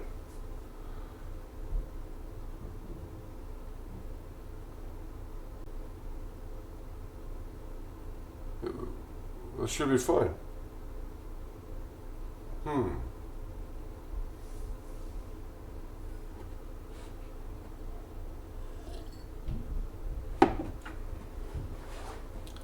Well, let's just have a look here. Update display. Handle Bluetooth. Where's my handle Bluetooth function? Add item. Changes the screen to the Bluetooth configurator. And then we pause just to give the display manager time to actually do that. We don't want to run over it with this next function. So we go to update display. Okay. But for some reason, it's not doing the right thing. So you know what I'm going to do here. I'm just going to stick a serial.print in there.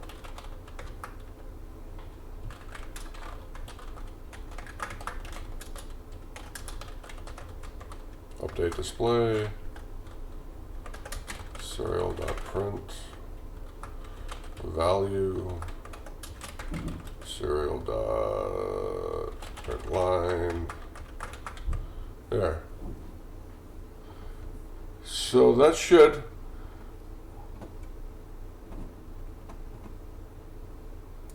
the handle Bluetooth connection will throw up the Bluetooth configurator screen. We pause for a second, then we jump into update display, which is, where are you? Update display. I'm going to end up renaming this function once I get it working again. So the first thing we do is we just set up our little payload variable, which is called, don't go away, value, and it's A. So where's my Bluetooth configurator screen? Hello, where's my little functions? There it is, A. So maybe I'm not getting here.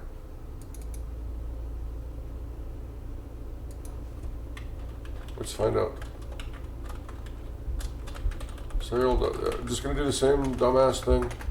If this was a visual micro, this would be a lot easier.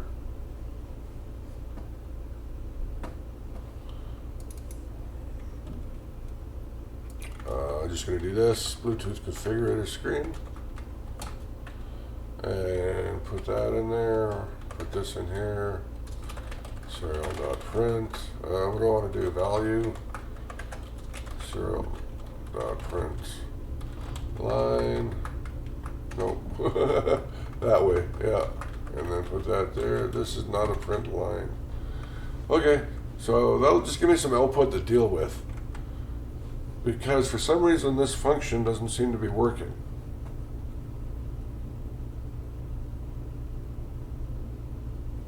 Alright, we're going to have to do the compile and upload and just see if that function is really working or not. It might not be. Oh, crap. Shoot. What did I do?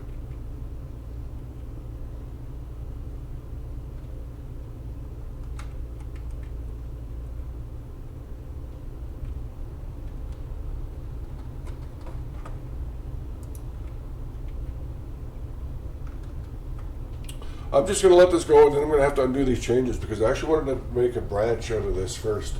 And then, so this way I'm not screwing around on master in GitHub because I make things go bad and it's not good. But let's just let this load up and then it'll get. I got a clue, anyways. Come on now, hurry up.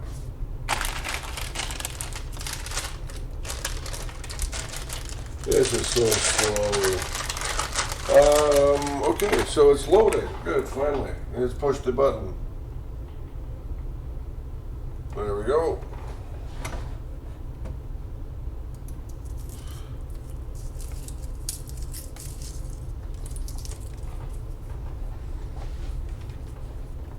I'm going to hold this button down when it reboots. That'll put me into Bluetooth mode.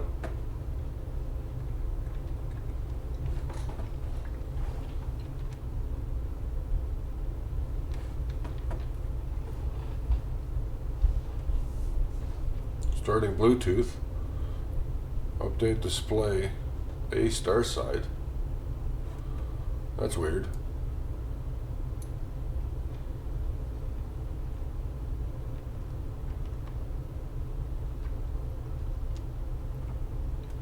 Bluetooth configurator screen.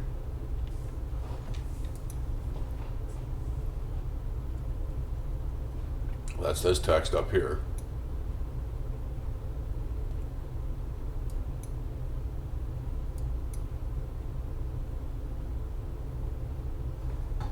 Okay, draw network and draw server panel. Yeah, they're drawn. The time panel is drawn, right?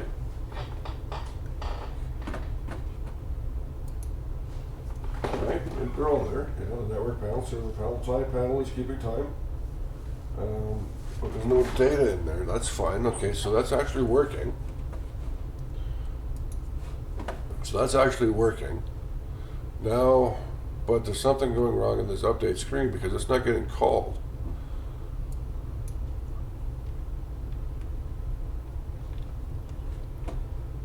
It should be getting called in this update display. And update display doesn't even get called, did it?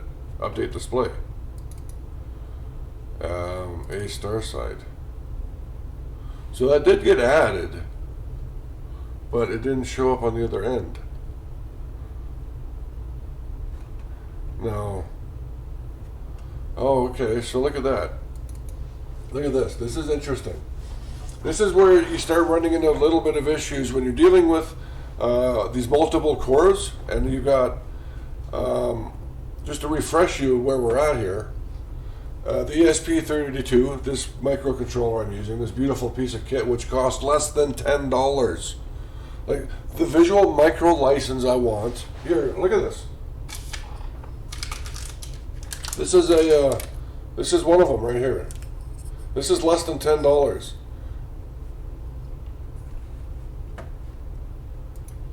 Okay, can you see this thing? I'm holding it in my hand. This is less than $10.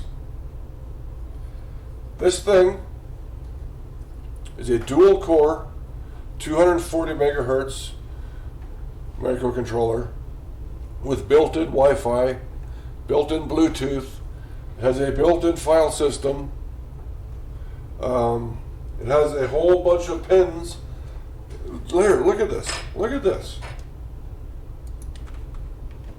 Where is it?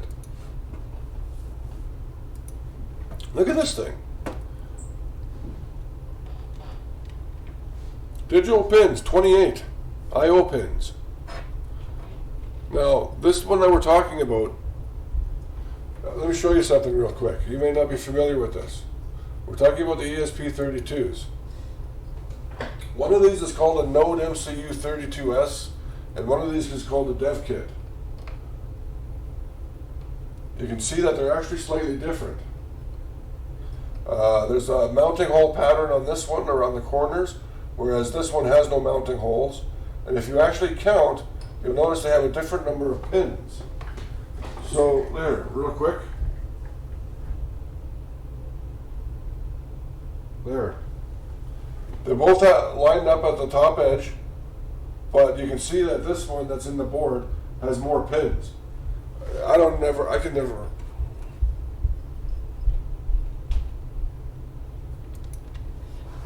I ordered these from eBay from a single developer, or from a single distributor, one of those Chinese distributors. I think it was like half a dozen of them, and they just come in a bag,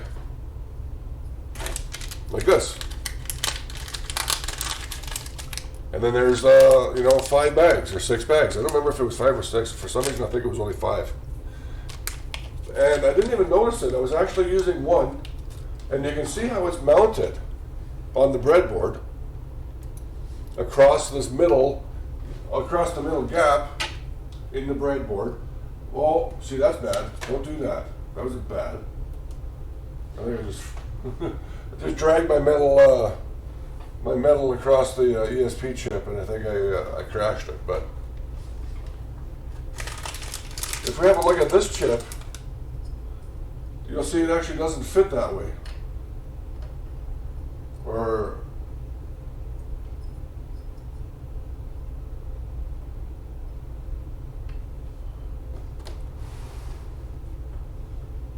see, if we actually tried to put this in here, it won't actually fit. One of these has to go across this middle bit like that to actually fit. But anyways, they're basically the same, with the same SPIs. And anyways, what I was praising about is that they're only $10. And if we have a look at this, this is so cool. It has two 10-bit, I think they're 10-bit, they might even be 12-bit DACs, digital to analog outputs. Actual analog outputs, not fake analog output that you get by PWMing the signal, but this is an actual analog output, and this is really useful when you want to do some LED drivers, and I'll be using those in a different project. But this has 2 of them, and the advantages of that are really, really awesome. It has 2 SPIs and 3 I2C interfaces. 4 megabytes of flash, 520 kilobytes of SRAM. Like, seriously, under $10. I want a Visual Micro license for Visual Studio so that I can do my development in a really nice environment with the proper debugger and ease of use and a proper IntelliSense that actually works and doesn't give me a bunch of stupid errors like this that are not actually correct. See? These aren't right. But Visual Micro is awesome, and it costs $26.50 to $27 for a 1-year license, whereas one of these only costs less than $10. And I can't afford it. So, you know what? I want to do some sort of Patreon thing where I'll build you something with one of these if you buy me a license. I don't know what to do though, but anyways, what's happening here? Oh yeah, I was trying to figure out what's going on with my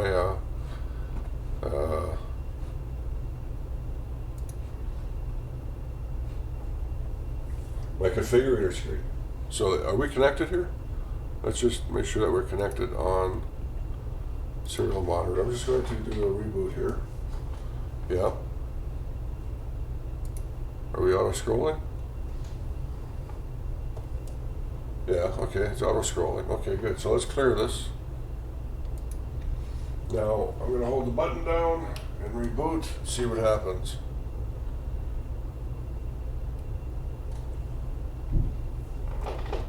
No, see, something's not right there.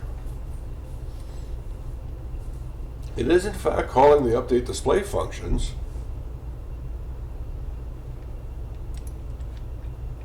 But they're not getting picked up. Maybe I've got a speed issue again in the serial object. I might have a speed issue here.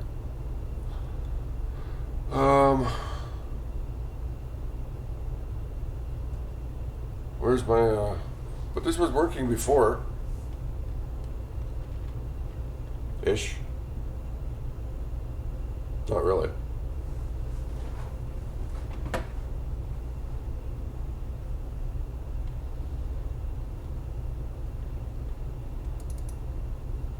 Okay, yeah, I'm not going to deal with that. Update display. Yeah. What's going on here? What is going on here? Okay. So I'm going to undo some of these changes.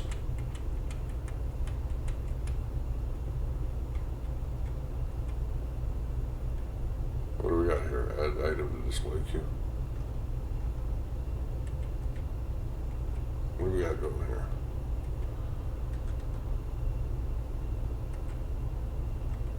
I can't even tell what the heck this Control Z is because it's just jumping around.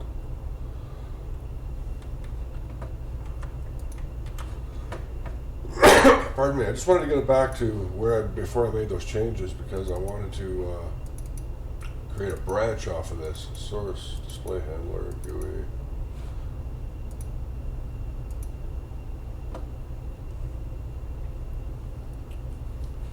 Okay, so what does that mean?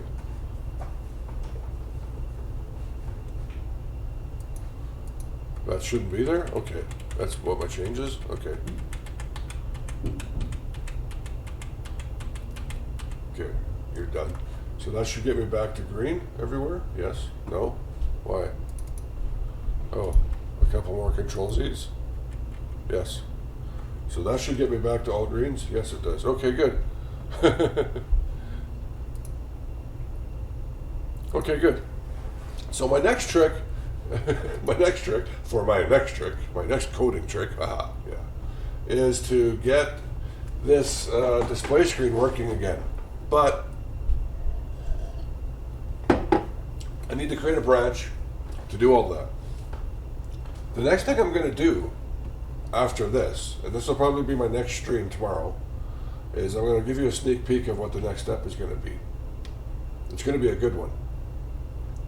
If I go back to my code, my serial object, the HS serial object, remember I mentioned it has hard-coded device IDs.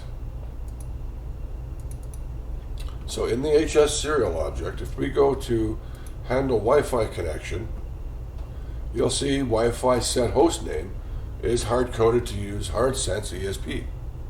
That's just hard-coded, and that's a bad thing. I don't want to do that. If we go to handle Bluetooth connection, you'll see that the Bluetooth is hard-coded to use HardSenseESP1. This is exactly why I don't want to do this. I had some weirdness in switching between chips. You have to reconfigure the Bluetooth. You have to reconnect your Bluetooth. And they were both called HardSenseESP, and things got weird. So I had to give one a different name. But I only changed the Bluetooth name and not the other device name. So I want to add a new device ID into the HardSense text file. Device ID equals HardSense ESP. And then that'll be used in the HardSense serial object, or settings object.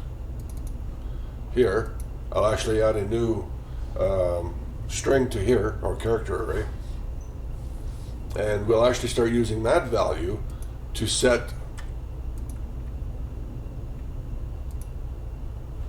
our device IDs. Then comes the fun bit. Once I have them set up in this configuration file, we then actually have to add them to our protocol so they can be transferred across come on. So that they can actually be transferred across. I'm going to add some new options to this pop-up dialog for the device ID, so I'll probably make this dialog a little bit bigger, move these buttons down, add a device ID for Bluetooth and Wi-Fi. I'm going to keep them separate. I'm not going to force the same use of one device ID. So we'll add some new options to the Bluetooth configurator, and then we actually have to add new options to the serial protocol that I'm using for this.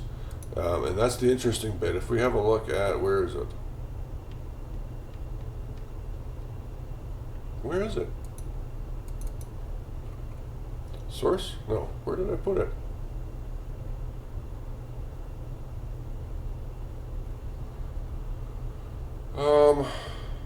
I lost my protocol. Where the hell is it? Serial interface. There it is.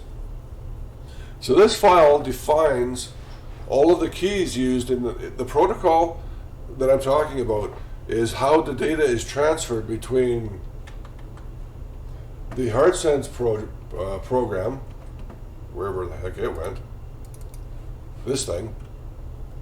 Remember, this is running a TCP server. This application is running a TCP server that a client, in this case, this box here, can connect to that TCP server and request streaming data. So all of that is controlled by a specific protocol that describes how those packets or those packages are configured. And this is where we actually define what all of those keys are. For example, if one device wants to ask another device what its configured port is, it'll send this key across. So we're going to add a couple of new ones. And it gets more complicated on the other side. But so here's my volume. Remember I was talking about this rotary encoder is actually a volume control knob. This is the keys that it's actually sending. Increase and decrease volumes.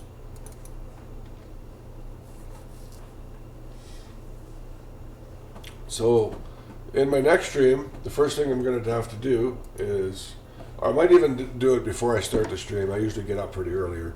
Is I got to fix this network screen, this Bluetooth configurator screen. There are some really serious problems with it that need to be fixed. And once that's fixed, I'll add the device ID configurations to the config file, to the protocol, and then we'll update the Bluetooth configurator dialog box in the HardSense 64 application, and that'll take care of that. And then the next step after that will be the partition, making a new partition size. Currently still using board config, just the built-in default huge app, but it's set to 3 megabytes, and I can bring that down to probably like 1.8. The SPIFFS, so you might be able to make it smaller. I'm not sure yet, but I think I can. And then hopefully I can add OTA in that remaining 1.2 gigabytes or megabytes. I don't really know how much it takes. I haven't figured any of that stuff out yet. So that's where I'm at. As you can tell, it looks like I'm probably going to wrap up for this evening. It's been a wonderful stream. I am so happy at that.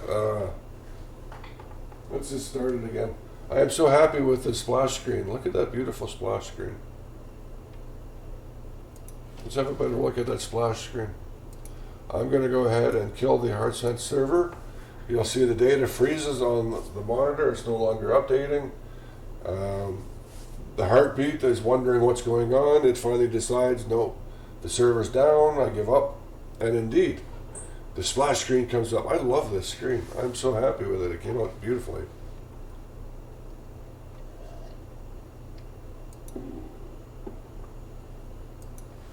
It's a nice splash screen, I gotta say. So there's lots of options I'm going to do on the screen later on. That's why I want OTA built into this, the over-the-air updates, because I'm going to continue to develop a lot of the code, but I'm not going to have access to the USB port. So I have to do the over-the-air updates to actually make it work well. But that splash screen really is something. I really like it. Now if I start HardSense again, we'll see it. HardSense is running, and boom. Oh, so sweet. So sweet and tender. Good. It's all good. So I want to say thank you for watching the stream. Don't forget to subscribe. and turn on notifications, and you can catch my next stream, which should be tomorrow morning. And I really want to get that done, and I'm hoping we can maybe get a start on that petition, because I've got a lot to learn about that. I haven't actually done that yet. Figuring out how to make that partition file. It's going to be interesting. Yeah, so check out, I've got the links right there. Where are we? Nope, right there. Okay, how do actors do this? They always know where to go. I have no idea where I'm going. So don't forget, we got a PayPal me and a Patreon trying to raise money so I can buy some better cameras, maybe some microphone, and a visual code license. I could really use that. This is my HardSense project. It's very cool. Let's see if it's going to run or if it's going to crash. Okay, it's running fine, so I don't know what was going on with that crash. But it bugs me. That bugs me. That bugs me. It really does. Maybe that's why it's called a bug. Good. Good, good, good, good. Go back home. Just have a look at our CPU screen. My CPU screen. You had nothing to do with it. There it is. Still that little bit of flicker. That's something I'll come back with, and I'm pretty sure I have an idea how to fix that flicker. Not a big deal. Yeah, beautiful little system. Back to the home screen. Now, hi. Another update that I'm going to do down the road. So after this has been built and into the box, and we've got the circuit boards designed, one of the features on my roadmap is kind of neat. If we have a look at the bottom of this, you see this? That is an SD card reader. And it's actually accessible from these pins over here. The ESP32 has two SPI interfaces, and this is an SPI interface. You don't want to use the same interface as this, and there's a whole reason for that. But what I want to do is build in a picture viewer. Now this isn't a fast SPI access to the SD card, and that's fine. It doesn't have to be. I'm okay with that. The whole system is quite fast, so it'll actually look good. But on the SD card, I want to be able to load up, a whole bunch of images, and they'll be scaled properly, because you can't have this thing running. Where is it? This display can't just sit here with this home screen running on it all the time, because it's going to get massive burn-in. Like all of these hard drive letters and there's a lot of static stuff there that's going to give me massive burn-in, and that would actually be really bad.